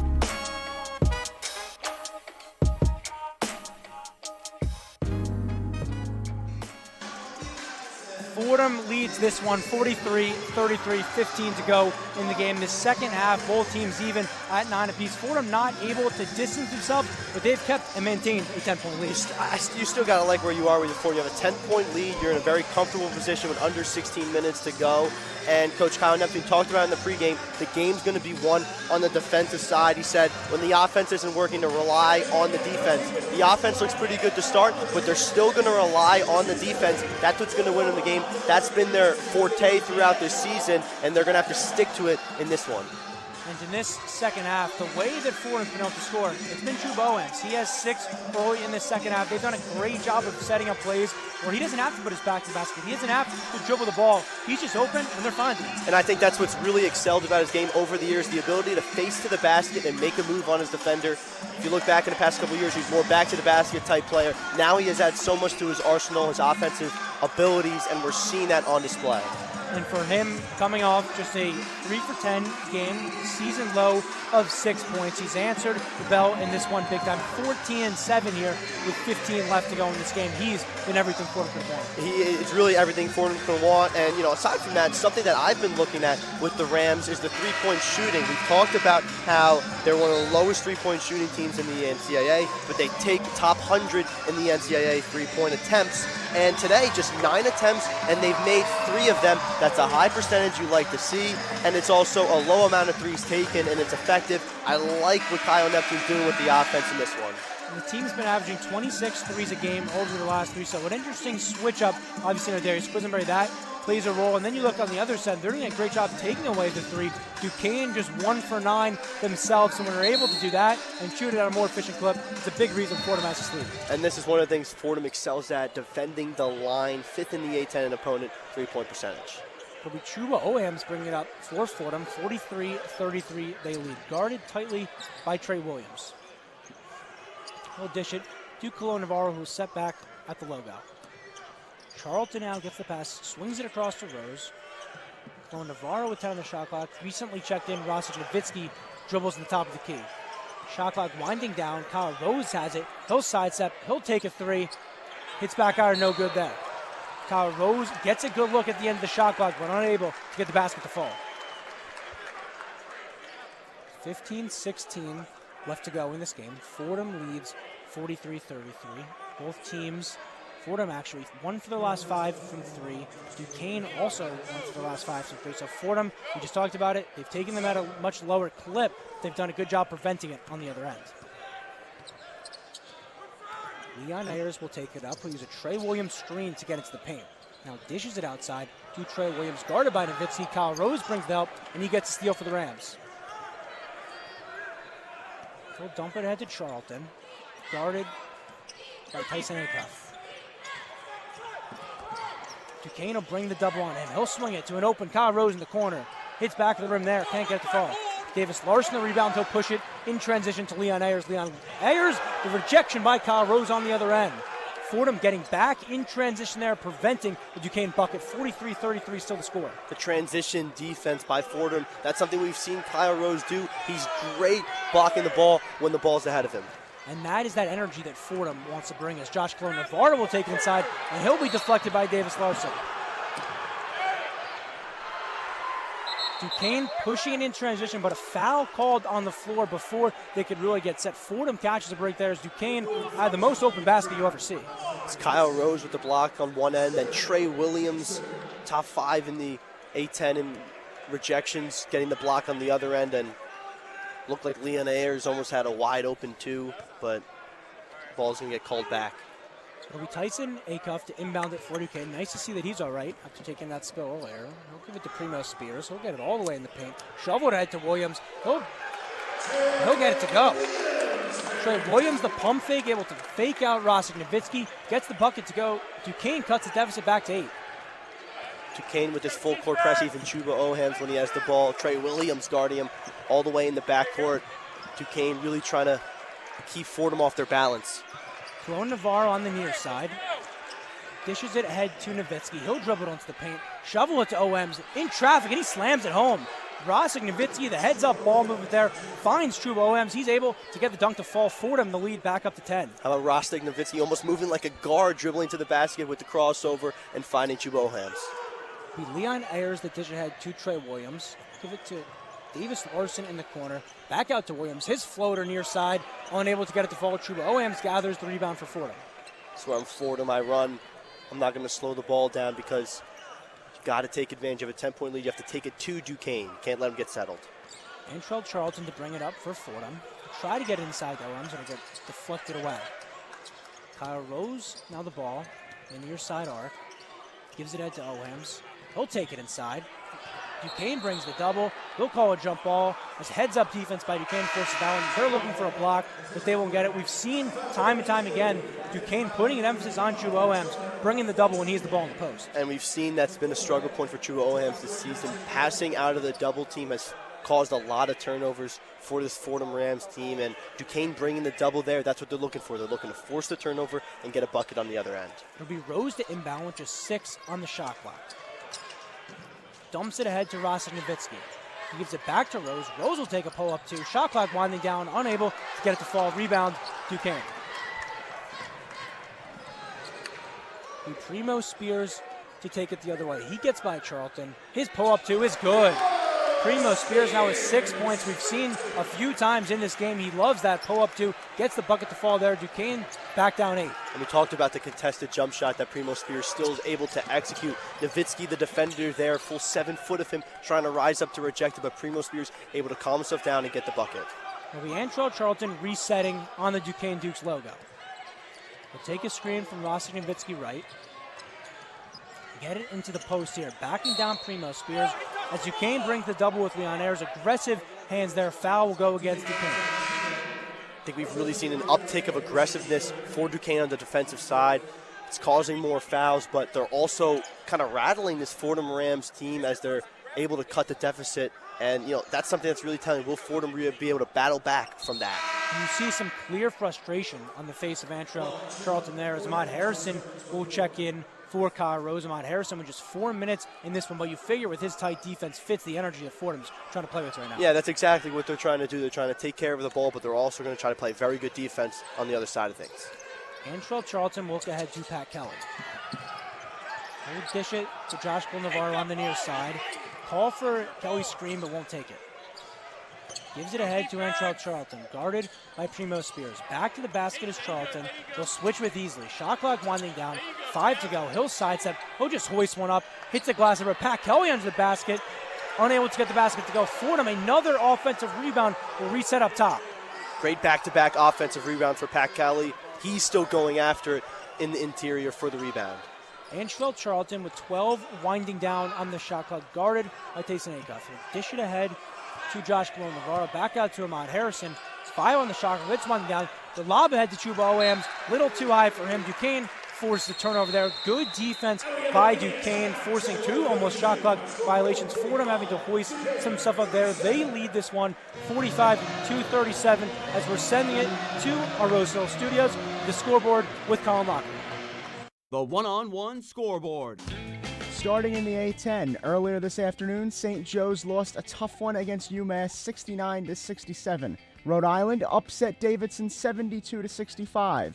VCU beat George Mason by a number of 85-70, and Dayton made short work of George Washington, winning the game 80-54.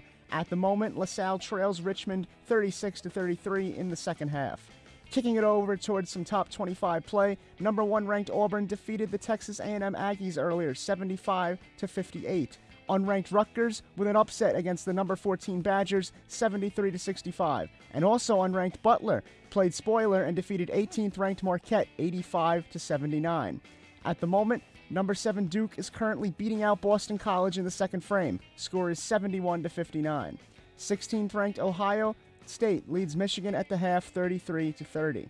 On the professional hardwood, the Knicks are spanking the Trailblazers 94-84 in the fourth quarter. And later this evening, the Brooklyn Nets will play against the Miami Heat on the road at 8 o'clock. Skating under the ice, the Blue Shirts are off tonight, but the Islanders will take on the Flames in Calgary at 10 p.m. With the one-on-one scoreboard, I'm Colin Lochran.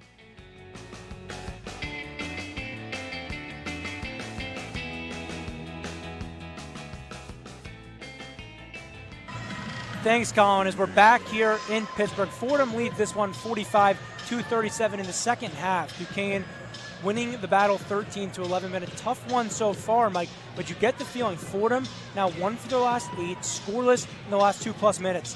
They're going to have to get the ball in the basket quickly. Yeah, you kind of feel the momentum shifting in this arena. It's starting to go the way of Duquesne, and that was not the case at all in the first half. But if you're in the huddle right now, Coach Kyle Neptune's got to bring together his guys. You got to remind them, we've been in this situation before, and look at the scoreboard. We're up by 8 points. This is still our game right now. You just have to bring it together. You have to execute on the offensive end, and you got to play physical on the defensive side of things. Fordham shooting 33% in the second half. Duquesne's 43. A lot of these possessions for Fordham, they're coming down to the end of the shot clock because Duquesne has kind of brought some more pressure, and Fordham has to figure out ways to kind of get out of it. You can't rush possessions if you're Fordham Rams. You had the Antrell Charlton hoist the Chuba Ohams, just a turnover at the end of the last possession. You have to limit those careless mistakes in this one. Primo Spears, the addition ahead to Easley. Now he's gets the ball back, guarded tightly by Cole Navarro. He'll take it into the paint. He'll take the pull-up, too, no good. Pat Kelly gets the rebound, and Charlton ahead to Josh Cole Navarro. 45-37, little over 11 minutes to go in this second half. Chuba Williams the ball up top. He loses it. Kevin Easley the ball. He's pushing in transition. The dish ahead to Acuff. He has the ball guarded now by Oems. Mismatch for Fordham. He'll size up a three over Oems. And it misses completely there. Fordham, good defense there, getting back on transition, forcing an errant Duquesne shot. Great job by Chuba Oems getting back on defense. He turns the ball over on the offensive end. But like Coach Kyle Neptune say, we rely on our defense, and that's what Chuba Oems does. He's able to help make the stop. Antrell Charlton, the inbound to Pat Kelly. As Duquesne bringing that half-court pressure, Fordham having some issues bringing the ball up, and Antrell Charlton clears the midline. Guarded by Acuff, and they bring it double. It'll be Pat Kelly ahead to it, driving Ahmad Harrison. Ahmad back out to Kelly, his three, it's good.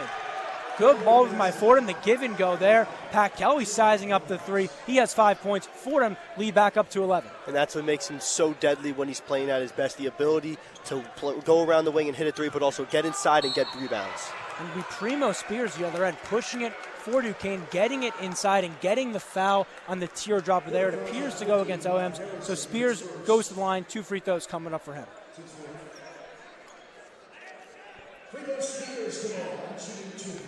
Primo Spears has a really interesting story. In 10th grade, shattered his elbow. Doctors told him he'd never play again.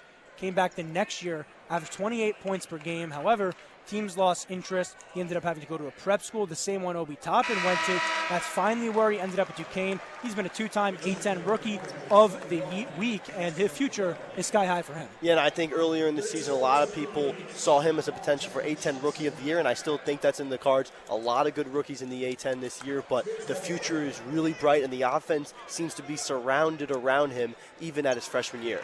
Leading scorer for Duquesne as he goes 1 and 2 for the free throw line. Second one hits back on. Chuba Oems gathers the rebound, his 10th of the game, giving him yet another double-double. The dish to Charlton on top of the key. He'll take it into the paint. 2 defenders on him, under the basket. Layup is no good. Duquesne looking to push it in transition. Will be Primo Spears in the near side corner. Guarded tightly by Kyle Rose. He'll take a step. Try to shovel back out, but Pat Kelly right there. Josh Cole Navarro the ball. Williams falls on top of him. That's the ball, the body control of Josh Cole Navarro, forcing a Williams foul to go against Duquesne. And I think when Josh Cologne Navarro was not in the game, his presence was clearly missed. Fordham really struggled to bring the ball up the court. The offense seemed to be a little bit stagnant. With him in the game, there's more of a security with him at the ball handling. He really helps that Fordham offense in those ways. Cologne Navarro just 4 points in this one, but that energy that he brings does not show up in the box score. So he'll take it up, guarded by Jackie Johnson, another talented freshman. He'll swing it ahead, Pat Kelly. Back to the top to Chuba Oems. Charlton now on the near side. Takes a few steps. Back out to Rose, the top of the key. He'll get into the paint, 10 on the shot clock. His layup, it's no good. Trey Williams blocked off the glass there. Ball batted around. Pat Kelly the rebound. There's 3 seconds on the shot clock. Fordham has to get a shot up. Josh Cole Navarro the Hail Mary 3.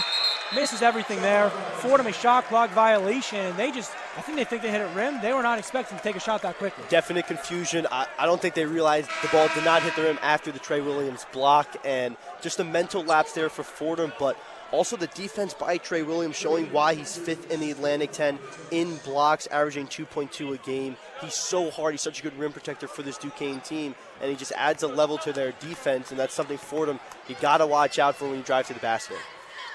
Louis Ayers bringing it up for Duquesne as Chuba Oems checks out for Fordham. Now shovels it inside. Williams guarded by Simbila. He'll get him up and under. No good there.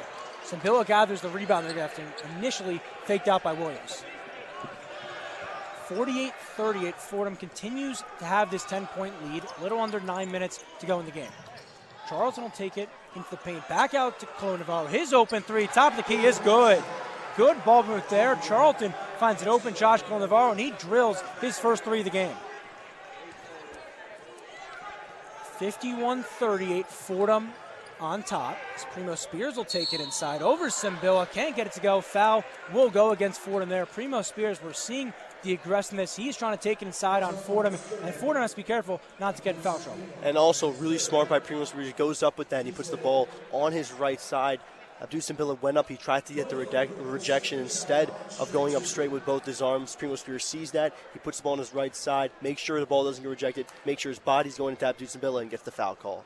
3 Fordham Rams with 3+ fouls in this one as Primo Spears connects on the first. Rosick, Nowitzki, Abdul Simbila, and Intrell Charlton. And you get the feeling, Mike, the way this one's gone, they really want to limit that number. Yes, they do want to limit that number. That's going to be really key for that team. And you know, when you look at Fordham and you look at the job they've done, they've outscored Duquesne in the second half, and that's, you know, you really don't, feel that in the stadium right now, given the momentum. Duquesne has kind of swung back in their direction, but they're still getting things done in the second half. And Primo Spears, for the second attempt, and it's just many tries, goes 1 for 2 from the free throw line. So Duquesne missing some crucial free throws down the stretch as we get into crunch time. 51-39, Fordham leads this one. Charlton will take a Simbila screen, get it. His jumper from the free throw line hits back iron. Jackie Johnson, the rebound. He'll push it the other way for Duquesne. Uses that speed, gets all the way, and gets it to go. Jackie Johnson, the elusive guard there, able to just outrun everyone and gets the teardropper to fall. And the great floater by Jackie Johnson. Abdul Simbila trying to rise up again for the rejection. Jackie Johnson able to put it over the big man for the bucket. Duquesne cuts it back down to 10, 51-41, 8 minutes to go in the game. Pat Kelly now the ball to a swinging Kyle Rose. Take a few dribbles on Larson. He'll take it inside, dish it out. Pat Kelly's corner three. His back iron there. Simbila tipping around, unable to get it to go. It'll be Duquesne basketball on the other side of a immediate timeout. Fordham leads this one 51-41 as you are listening to Fordham basketball on WFUV Sports. Hey folks, this is Thomas Aiello with Ryan Gregware, and we're your main hosts for WFUV Sports' new college basketball podcast, Storm the Court. We'll talk about the top 25 rankings, some of the big games from the week before, and preview the slates ahead. We also talk Fordham basketball, both men's and women's, so don't be afraid to listen to that as well. Tyler Hu and Danny Scott also join the show as recurring hosts. So make sure to tune in to Storm the Court, a production of WFUV Sports. This is The Road to March.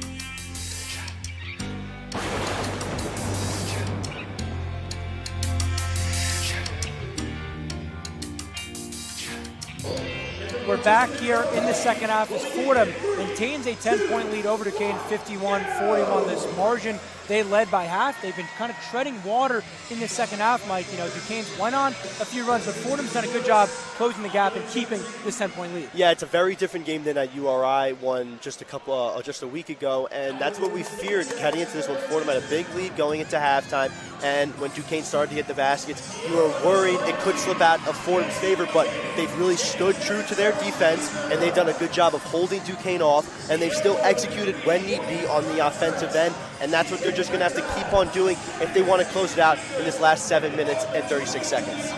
And you get the feeling just from watching this game that one real Fordham run offensively could put this out of reach in the second half. Just shooting 32% from the field. What are some of the ways that Fordham can open this one up? Yeah, I think it's Kyle Rose. His efficiency makes him the most reliable player to go to on this team. 10 points, 3 for 9 from field, but he's 2 for 5 from downtown. If you can get him open with off-ball screens, is it great at the catch-and-shoot game? That's what I'm looking at. Get Josh Colo-Navarro or Antrell Charlton the ball, 2 of the best passers on your team, and find Kyle Rose open from behind the arc. And Fordham, with obviously no Darius Quisenberry, has had a tough time, dealing with pressure, getting it into the front court. But overall, when you lose a guy who takes 32% of your shots, you're able to shoot this well. You take it if you're Fordham. Yeah, and I think a lot of the full court pressure that Duquesne's bringing, if you're Fordham, you haven't turned the ball over a lot. There's been a bunch of close calls in that asset of the game, but Fordham's doing a good job of bringing the ball up the court, even though a lot of times it looks like Duquesne's very close to forcing that turnover. Fordham's still doing a really good job of gathering themselves, getting over the line, and starting their offense. It'll be Duquesne basketball here, 7:36 to go in the first half. Fordham maintains that 10-point lead as they have really this entire way. Davis Larson, the inbound to the right of the goal. He'll look to bring it up for the Dukes. Guarded by Chuba Owens up top. He'll swing it to Primo Spears. Navarro with tight D on him. Back out to Larson. He'll shovel it inside to Trey Williams. Guarded by Abdu Simbila. Chuba Owens brings the double. Pass inside to Larson. His three is good.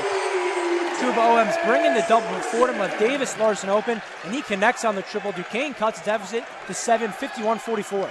And Davis Larson already with a season high. He's only played 10 minutes in this one, but 5 points gives him the season high. Chuba Owens, the pass head to Rose, and it's picked off by Spears. Cutting off that pass there. His pass to Easley. Easley's three, in and out there. Fordham will slow it down now wisely after Duquesne was one shot away from a 4-point game. The three by Davis Larson, and Easley with the open look. Could have been a 6-point swing for the Duquesne Dukes. It'll be Charlton bringing it up for Fordham. Back to the basket now at the free throw line. Looks for Kyle Rose inside. His dish to Simbila. And Trey Williams gathers good defense there. Unable to get a shot up. 5 on the shot clock for Charlton. His back to the basket under the goal. Throws it up and in. Antrell Charlton, the creative move under the basket, gets Fordham's lead back up to 9. 53-44, 6:20 to go. And great awareness by Antrell Charlton. He knows where he is on the court. He can go up with the layup, even though he's underneath the basket. It'll be Primo Spears that dish ahead to Williams. Williams will put it up, unable to get it go. Good defense there from Abdu Simbila. Charlton gathers the rebound. Fordham leads by 9, 53-44. Less than 6 minutes to go in the game. Antrell Charlton will bring it up for the Rams. Simbila now on the dish to Kyle Rose. Rose will look at inside to Simbila, and he'll slam it home. The ball moved by Fordham, a key in this one. Kyle Rose finding Simbila under the basket. Their lead back up to 11. And a great job by Rams. 3 by Davis Larson. And then they gather themselves. They get it back going on the offensive end. And now they extend their lead to 11 points. And Jackie Johnson, an offensive juggernaut, checks in for Duquesne. Figure, they need to go on a big offensive run. That's why he's in there. Primo Spears sizing up Kyle Rose, unable to the jumper to fall. Kevin Easley gathers the rebound. His pass is deflected. Josh Colo-Navarro diving on the ball for it, unable to keep his body in bounds. Duquesne regains the basketball with 5:11 to go here in the second half. And how about the effort by Josh Colo-Navarro? That's just almost symbolic of this team, what they bring. The ball was almost completely out of bounds. There's a chance to bring it in. Josh Colo-Navarro sees that, and he puts his body on the floor to try to win that ball back. As he has all season long for the Rams as they lead 55-44 with 5 minutes to go in the game. Jackie Johnson will take the deep three, hits front of the rim there, unable to get it to go. Little desperation now for Duquesne. A lot of threes being hoisted up. Down 11, they're trying to get any points they possibly can. And Jackie Johnson picks Josh Colo-Navarro's pocket. He'll shovel it ahead Larson. Larson to the corner. Ayers will size up a three, and he'll connect. Duquesne pushing in transition. 3-on-1, able to find an open three-point shooter. They cut it back to single digits. Fordham leads by 8. And you can see Josh Colo-Navarro's face. If you were here, you can almost see a lot of contact when Jackie Johnson stole that ball. I think there could have been a foul. That's what Josh Colo-Navarro was trying to tell the ref, but instead it's a 3-point play for Duquesne. A big swing for Duquesne there. Cut it back to single digits with 4:44 left to go in the game. And that's the thing with this Duquesne team, because they have so many weapons, sometimes it can be easy for them to get it going, because if someone's not has it going, there's another guy there that can pick it up. As Fordham will call a timeout here, and this will mark the third media timeout in this half. Fordham lead this one 55-47, 4:44 to go in the game. You are listening to Fordham Basketball on WFUV Sports. The one-on-one scoreboard.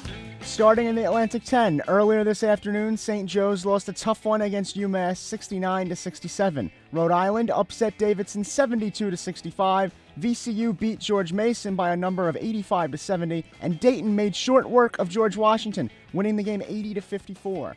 At the moment, LaSalle trails Richmond 44-39 in the second half. Kicking it towards some top 25 play, number 1 ranked Auburn defeated the Aggies earlier 75-58. Unranked Rutgers with an upset against the number 14 Badgers 73-65, and 7th ranked Duke bested Boston College by a score of 72-61. At the moment, 16th ranked Ohio State leads the Wolverines 41-34 in the second half, and DePaul leads the number 11 Friars 26-24 early in that one. On the professional hardwood, the Knicks are leading the Trailblazers in a tough one, 101-99 in the fourth quarter. Later this evening, the Brooklyn Nets will play against the Miami Heat on the road at 8 o'clock. Skating onto the ice, the Blue Shirts will be off tonight, but the Islanders will take on the Flames in Calgary at 10 p.m. With the one-on-one scoreboard, I'm Colin Loughran.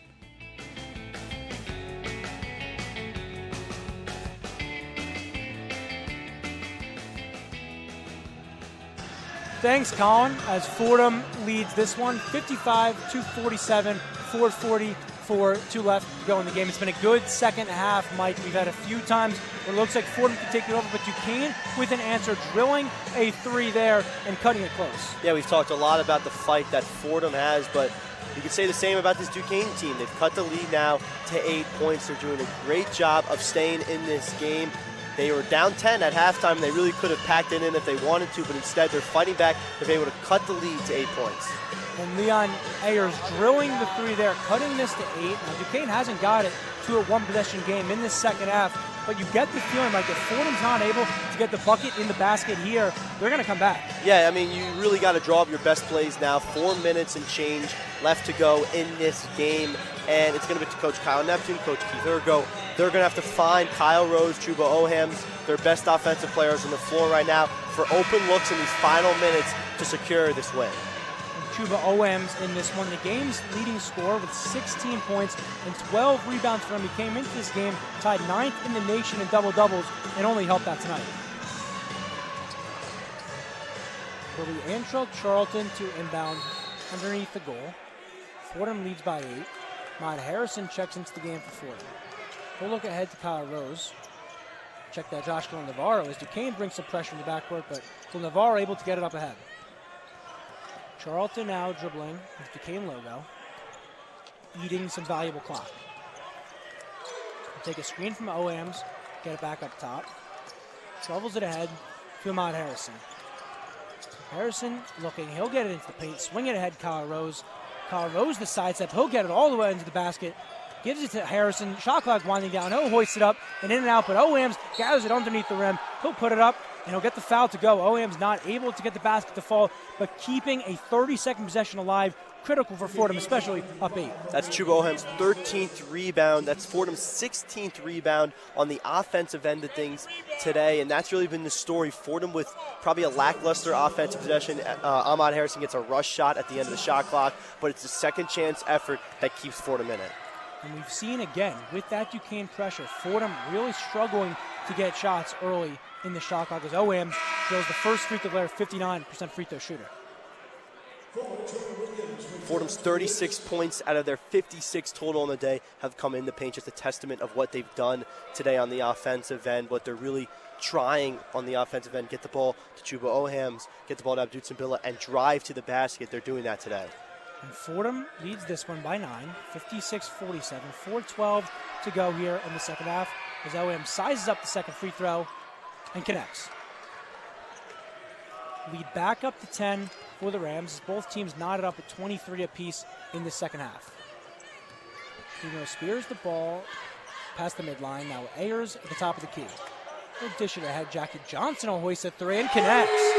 Jackie Johnson, the instant offense off the bench there, cuts the deficit back to 7, 57-50. Fordham leads this one.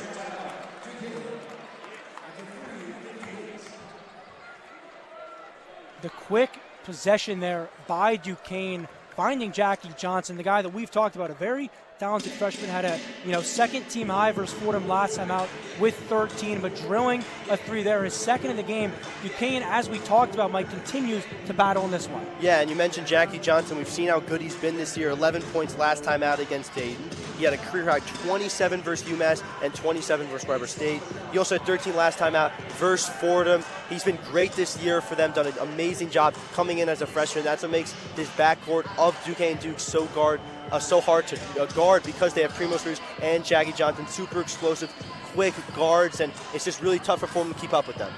And in this second half, after holding Duquesne to 0 for 5 from 3 in the first half, Duquesne shooting at a much better clip, 40% here, and it's allowed them, with Fordham's sluggish start on offense, to keep this one close. Yes, Duquesne's really come alive on the offensive end, and they've cut the lead to 7, under 4 minutes to go, and once you start entering foul territory in the one-on-ones, anything's possible. Any lead can be brought within even, and, we could be seeing OT, we could be seeing lead go in Duquesne's favor. Fordham's really got to execute on the offensive end. You've got to be able to hit your buckets down the stretch, and the problem, Ryan, is you used to have Darius Quisenberry in that lineup. He was the no doubt, we're going to get the ball to Quisenberry, and he's going to make us a play.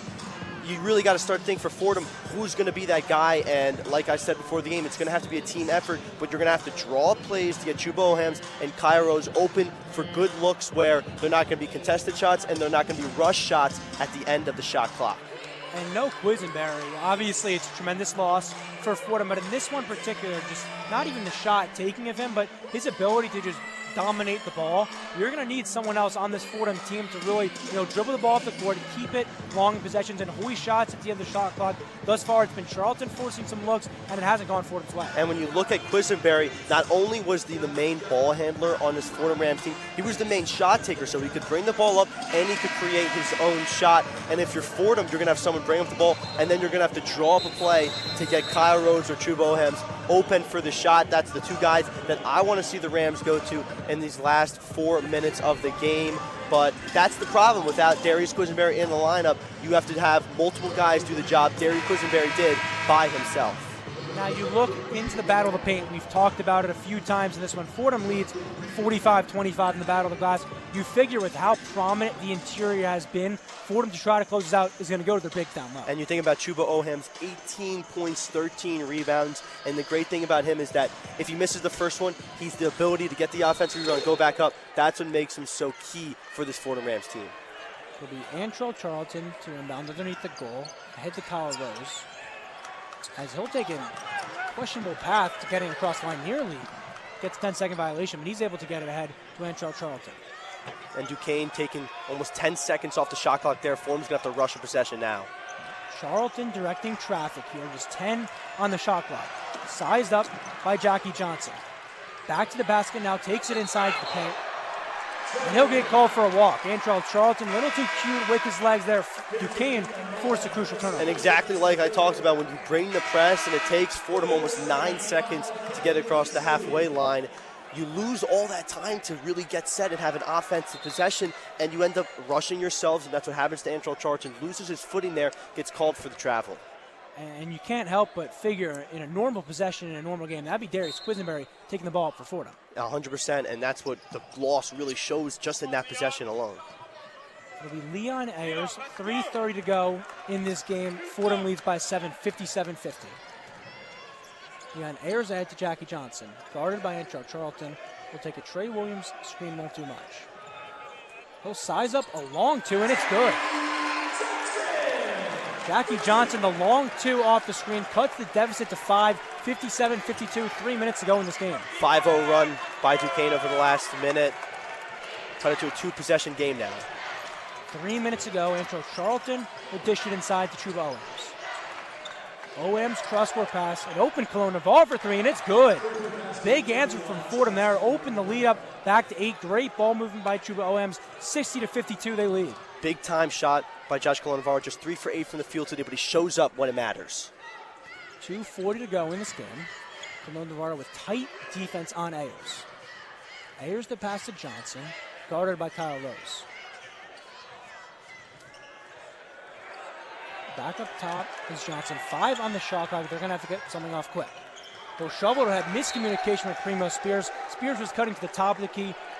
Johnson's pass was not at the top of the key. That's 2 freshmen. That is showing the inexperience that we've seen from Duquesne this season. And yeah, that's the big thing we've talked about, consistency with this Duquesne team. As great as these freshman guards are, there's still room where you see their inexperience right there. Jackie Johnson making a great move to the basket, but just rushes the pass, no one there to corral it, and a big, big forced turnover for the Fordham Rams. It'll be Kyle Rose to inbound as Pat Kelly checks in for Simbilla. It'll be Akani on Cologne Navarro. Fordham taking their time here, up 8, a little over 2 minutes to go in the game. Cologne Navarro still has the ball, they'll bring a double. OM's at the top of the key. Gives it to Kelly, back to Cologne Navarro. They'll bring a double on him. Fordham with 7 on the shot clock as Okani gets wrapped up with Charlton. Fordham gets it back. Charlton to Cologne Navarro. His 3 at the end. The shot clock is good. Josh Cologne Navarro with the shot clock winding down. Buries another 3. Fordham opens their lead back up to 11. Josh Cologne Navarro with the shot clock winding down. A huge answer for Fordham as Spears sizes up a 3. Hits front of the rim. Kyle Rose, the rebound for the Rams. Big shot by Josh Cologne Navarro.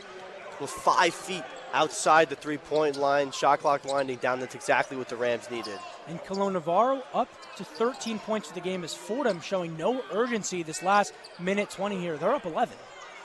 Cologne Navarro with 10 on the shot clock. Guarded tightly by Ayers, and it's wrapped up there. Okani and Cologne Navarro. The foul will go against Okani. Fordham, these last 2 possessions, doing a great job of draining the clock. Doing an amazing job draining the clock, and they've brought the shot clock down, and they've hit the open threes when they've needed to. Josh Cologne Navarro answering the bell. Who's going to fill in for Darius Quisenberry in the late game? And it's Josh Cologne Navarro. And the ability, these threes that he's hitting at the end of shot clocks, you know, that second one, deep one there, just a force. You had to hoist it up, connecting on that, huge for Fordham. 63-52 as Cologne Navarro will go to the line for 2 free throws. And seemingly out of nowhere, he's up to 13 for the game. He's drilled 3 threes in this one. And you talked about it, Mike. The question was, without Darius Quisenberry, who was going to step up? It's been Cologne Navarro. And these past 2 minutes, it has exactly been Josh Cologne Navarro, the 2 big threes there. But you look at the team as a whole, shooting 7 for 17 from deep. That's a great number for them. 41% from downtown. That's one of their best numbers of the season. And I credit that to the little amount of 3 points they've taken this game, only 17. You look at their average throughout this season, they average 25 threes attempted per game. You take that down to 17, you're more efficient. You take more open looks, and it goes your way. And Cologne Navarro drilling the first free throw there. He's up to 14. And connects on the second. He's up to 15 now. 4 Fordham Rams in double figures. The first time that's happened since Richmond, as Ahmad Harrison picks up a quick foul on Primo Spears in the backcourt. 65-52, minute 11 remaining in this game. Fordham leads Duquesne basketball. I really like the lineup right now by Coach Kyle Neptune. You got Ahmad Harrison there alongside Josh Cologne Navarro. Probably your 2 best guard defenders you have on this team. Cologne Navarro, tight defense on Spears. He'll take a pull-up too.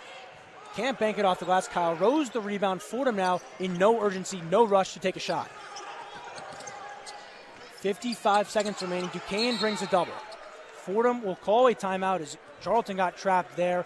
They have this one, 65-52.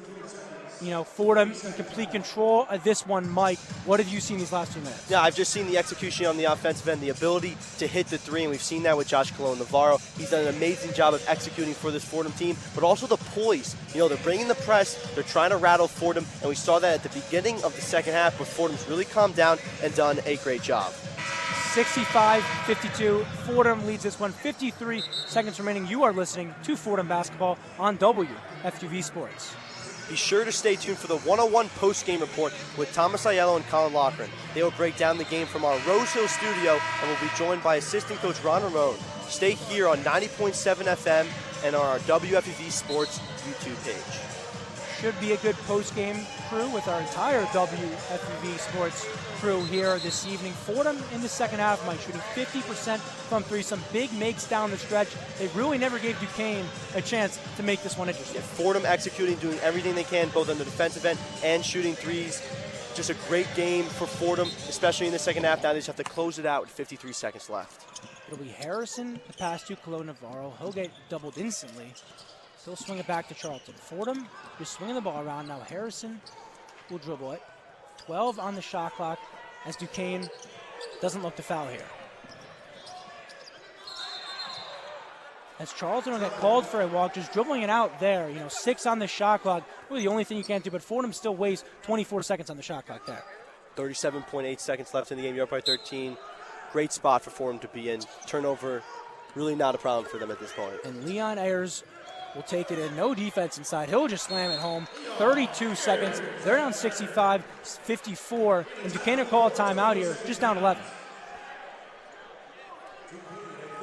Seemed like Coach Kyle Neptune is a little confused on what happened right there in that possession. Seemed like they almost let Leon Ayers into the basket alone for the dunk.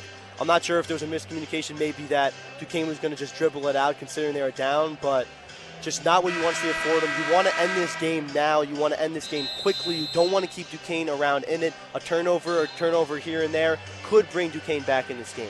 And something that Coach Neptune, often talks about is that energy for 40 minutes, right? They want to see it from, the opening tip to the closing whistle. And that possession right there, Fordham, I don't know what it was, but they just let him easy attempt to the basket. And Coach Kyle Neptune has talked about it. Every game is their Super Bowl, and you have to finish these Super Bowl games to the very end. You need to close them out. You're up by 11, 32 seconds left, but no possessions can be taken off.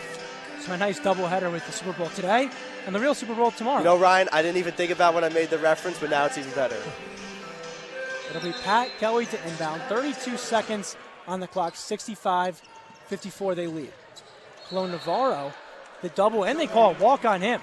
So Duquesne bringing that pressure, as we've talked about, a quick turnover they forced there. Now down 11, 30 seconds left. Duquesne basketball. Confusing play there. It seems like Colo Navarro may have been pushed to the ground. And I thought it personally was a foul on Duquesne, but instead they're going to like to call the travel against Josh Colo Navarro. And Colo Navarro hitting the deck there, seems to be in a bit of pain, was on the ground for a second, now walking gingerly, putting his pressure on his right foot there. As it looks like he'll stay in the game. 30.3 seconds left. Fordham leads this one 65-54. And they're going to take Josh Colo Navarro out, bring in Pat Kelly to guard Easley Jr. Smart play by Kyle Neptune to give Josh Colo Navarro some rest on the bench. Colo Navarro walking very gingerly to the sideline there, as it'll be Primo Spears the inbound for Duquesne. Leon Ayers now the ball. His three over Rose. Hits back of the iron. Truba Oams gathers the rebound, and Duquesne will not foul here. So Fordham with 20 seconds left, Mike, appears they're going to come away victorious. A huge win for this Fordham Rams team. Thing about coming into this one, the end of a 3-game road trip, back-to-back losses, first against St. Joe's, then against St. Bonaventure. But you finish off the road trip with the win. Great win for the Fordham Rams. As the shot clock, or the game clock, winds down, 000 are heard intro. Charlton dribbles out, and Fordham, with their fourth A10 victory of the season, they move to 11-12. 65-54 is your final here from Pittsburgh. We're going to send it back to our Rose Hill studios with the one-on-one post-game report with Thomas Aiello. The one-on-one post-game report. On to the fray. The Fordham Fight song, one of the most iconic songs, at least in my life. Welcome back into the broadcast, the one-on-one post-game report, as promised by Ryan Gregware. I'm Thomas Aiello. But before I start on my spiel, Colin Loughran has another one-on-one scoreboard update, his final one of the day. Loughran, take it away. The one-on-one scoreboard. Starting in the A10, earlier this afternoon, St. Joe's lost a tough one against UMass, 69-67. Rhode Island upset Davidson 72-65. VCU beat George Mason by a number of 85-70, and Dayton made short work of George Washington, winning the game 80-54. At the moment, LaSalle trails Richmond 57-51 in the second half. Looking into some top 25 play, 9th-ranked Texas Tech took care of TCU, winning that one 82-69. Unranked Rutgers with an upset against the number 14 Badgers 73-65. 17th-ranked Michigan State bested Indiana by a score of 72-61. Currently, 16th-ranked Ohio State leads the Wolverines 48-42 in the second half, and DePaul leads the number 11 Friars 32-26 in the second half. In the association, the Knicks fell to the Portland Trail Blazers 112-103 this afternoon. Later this evening, the Brooklyn Nets will play against the Miami Heat on the road at 8 o'clock, and the Golden State Warriors will host the star-studded Los Angeles Lakers at 8:30. Skating onto the ice, the Rangers have the night off, but the Islanders have a date with the Flames in Calgary at 10 p.m. With the one-on-one scoreboard, I'm Colin Loughran.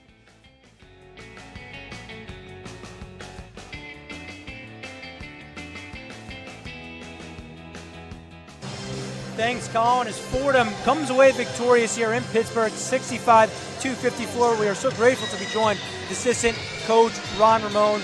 Coach, big win for your Rams. You look at down the stretch there, the shot making by Josh Navarro. You know, it seemed like Duquesne was cutting it a few times. He had some big threes. What did you see from him here tonight? No, I think we did a great job tonight. You know, all the credit also to Duquesne. They played hard. They came out and competed. It's a great team, well-coached team. He's doing a great job with those guys. But Josh did a great job. Josh came in from the beginning. We knew we had to pressure the ball. We had to take care of the ball. We had to get into our offense, and I think he did a great job. And Trell obviously had a huge game for us, stepping in, playing the point guard, having guys play different positions. I think this is one of the games that probably our highest in assists. We had 16 assists as a team, so I think that says a lot about our team, how we move the ball well, how we play together tonight. You guys out-rebound Duquesne 45-23. What did you see on the rebound battle today, how you guys were able to really excel in that department? I think we've been playing a little bit different. We've been playing with two bigs, and that's one of the things we talked about before, that we had to get better. We had to get rebounds in order for us to get more possessions. So I think they're doing a great job. I know Chuba and Abdul are doing a great job in there. When Pat Kelly comes in, Rasta comes in, I think they're giving us great minutes, trying to keep the same intensity. So everyone is just, but we playing as a team right now, and I just love the chemistry that these guys have. Obviously, we had some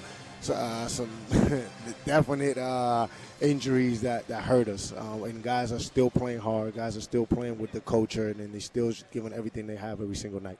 And obviously, you mentioned it, no Darius Quisenberry here tonight. Chuba Oams, 18 and 14, another double-double from him. Huge for you guys tonight to get baskets. What did you see from his performance? I think Chuba just had to get his confidence. You know, we know the type of player he is. We know how he can score. We know he's going to rebound. So being able to get his confidence back, being able to go back and play his game, I think tonight was huge for him. He's just got to have to keep doing it every single night. You know, we count on him. We count on him on not only offensively, but to get the boards. You know, he's doing a great job for us. So we just got to keep pushing and making sure that he's doing all the right things on the court. 4 Rams in double digits today. You guys also shoot 7 for 17 from downtown. 17 three-point attempts, a lot less than your average this season, but the efficiency was there. What did you see on the offensive side that, you know, really helped you guys, you know, do really well? I think we moved the ball well. I think that's one of the things that you could shoot better shots because you get into the paint. We started moving without the ball and being able to get better shots. So I think that says a lot. Instead of taking tough shots, in order to make tough shots, it's gonna be hard. So tonight, guys got into the paint. We was able to move without the ball, and I think that shows how well we passed and shot the ball. Appreciate the time, Coach. Congrats on the victory. No, thank you. I appreciate you guys. And Fordham and Mike, before we send it, to our post-game report, I want to give you a final word. Fordham picking up their second win over Duquesne on the year. They're now 4-6 in the A-10. Obviously, a ton of adversity in this one tonight. Your final impressions on Fordham's 65-54 victory? Yeah, I think it's a great win, for Fordham. You think about the 3-game road trip they have. They lose against St. Joe 72-69 in a close game. They have a chance to tie it at the very end by Darius Quisenberry on the half-court heave. They don't get it. Then they have probably one of their worst games of the season in Atlantic 10 play against St. Bonaventures. They lose 76-51. and also Darius Quisenberry leaving that game with injury, but they're able to gather themselves. They're able to come to Pittsburgh. They're able to take on Duquesne, and they're able to really take it to them. From the tip-off of this game, they took the lead, and they stayed with it throughout, and that just really shows what this team brings, the chemistry they have, the tenacity they bring, how much effort they put into the game. It shows in games like these, and they're able to come away with the win. And Fordham ends the 3-game road trip with a victory. They'll be home versus VCU on Tuesday. And Mike, that should just about do it for me and you, as we are going to send it to our one-on-one studios with the post-game report with Thomas Ayala.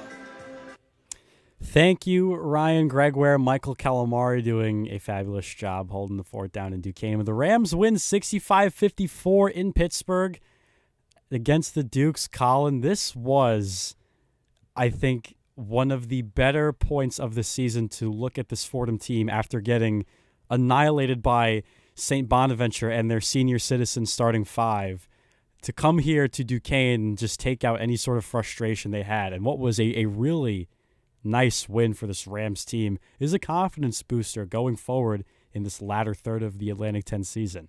Absolutely. And the two things I loved most about this win for the Rams, how they played on the boards and their ability to pass in this one. I mean, just look at that rebound gap between Fordham and Duquesne tonight, 48-25, and you hold Trey Williams to 3 rebounds.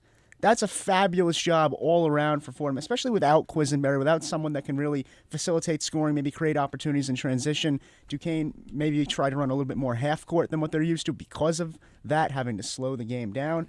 Yeah. Making that adjustment's tough. Yeah. And with that being said, they did a great job really all around. Abdou Simbila, Patrick Kelly, guys like that getting a little extra minutes, helping out on the boards, really makes all the difference. And Coach said in the interview right there, pass the ball. Yep. That is such a difference maker, especially in the college game. We talked about it at halftime, too. Right. We discussed it at halftime. Speak it into existence. Yeah, right? Maybe I should be a coach one day. Who knows? Who knows where my life will go? Anyway, but you look at the rebounding column, the 14 rebounds, of course, Chuba Oham's, 18 points as well. He's going to have the crazy rebound numbers. Abdou Simbila gave him a nice 8 rebounds as well, but they were getting help all around, especially on those boards. I mean, Kyle Rose with 6, and Trell Charlton had a great game all around, 11 points, 6 boards, 6 dimes, and 2 steals. That's pretty good. Josh Colon Navarro standing at a diminutive 5'9" with 5 rebounds today, 15 points, and a massive 3 at the end to seal the deal for the Rams, getting win number 11 on the season, number 4 in Atlantic 10 play. And once again, I'm going to reiterate, without Antonio Day leaving the school, Darius Quisenberry in street clothes today, winning this game without those two really says a lot, especially for Kyle Neptune and how he approaches the game, prepares for games like this, knowing he's incredibly short-staffed. To go out there on the road, no less, and win by double digits is really something to speak of for how good of a coach Coach Neptune really is and how much he prioritizes attention to detail, preparation, working on your weaknesses. That, to me, are all of the building blocks that Coach Neptune and all of the boxes that he is checking to put life back into this program that has just been a zombie. Can I say a zombie? It's been a zombie for the last couple of seasons, but there's been new life that has been breathed into this program, and you love, especially this product with the players. It's exciting to watch. The result of this game is indicative of the personality that Fordham's cultivated. I know, great word, right? We should make like a list of all of the great words we use. You mentioned Colon Navarro, though. I just want to highlight him. The 5 rebounds, the 2 assists. I mean, this big shot at the end there. He's the type of guy that when I look at this Fordham squad, I say, that's what this team is about. Yep. Hard-nosed, gritty, willing to do what it takes to win, especially against a team like Duquesne where, as we said at halftime, you are outsized on paper. You have to dig a little deeper to get the best out of yourself and the guys around you, and the Rams did that today. I mean, talk about scraping the barrel clean. I mean, they were just pulling every ounce of energy that they could out of themselves, but that is going to do it here for us in the Rose Hill studio as our train exits the station onward to Super Bowl 56 tomorrow. Once again, the final score of this game, Fordham 65, Duquesne 54. The sports director of WFUV Sports is Bobby Chaffardini. From our guys at Duquesne, Ryan Gregware and Michael Calamari on the call, Danny Scott, our on-site producer, Colin Loughran here on Updates in the studio, Alex Wolves, our wonderful producer, Matt Benson on the highlights. And from yours truly, me, Thomas Aiello, we say so long from our Rose Hill studios, and thank you for listening to Fordham Men's Basketball here on WFUV. Fordham Men's Basketball is a production of WFUV Sports.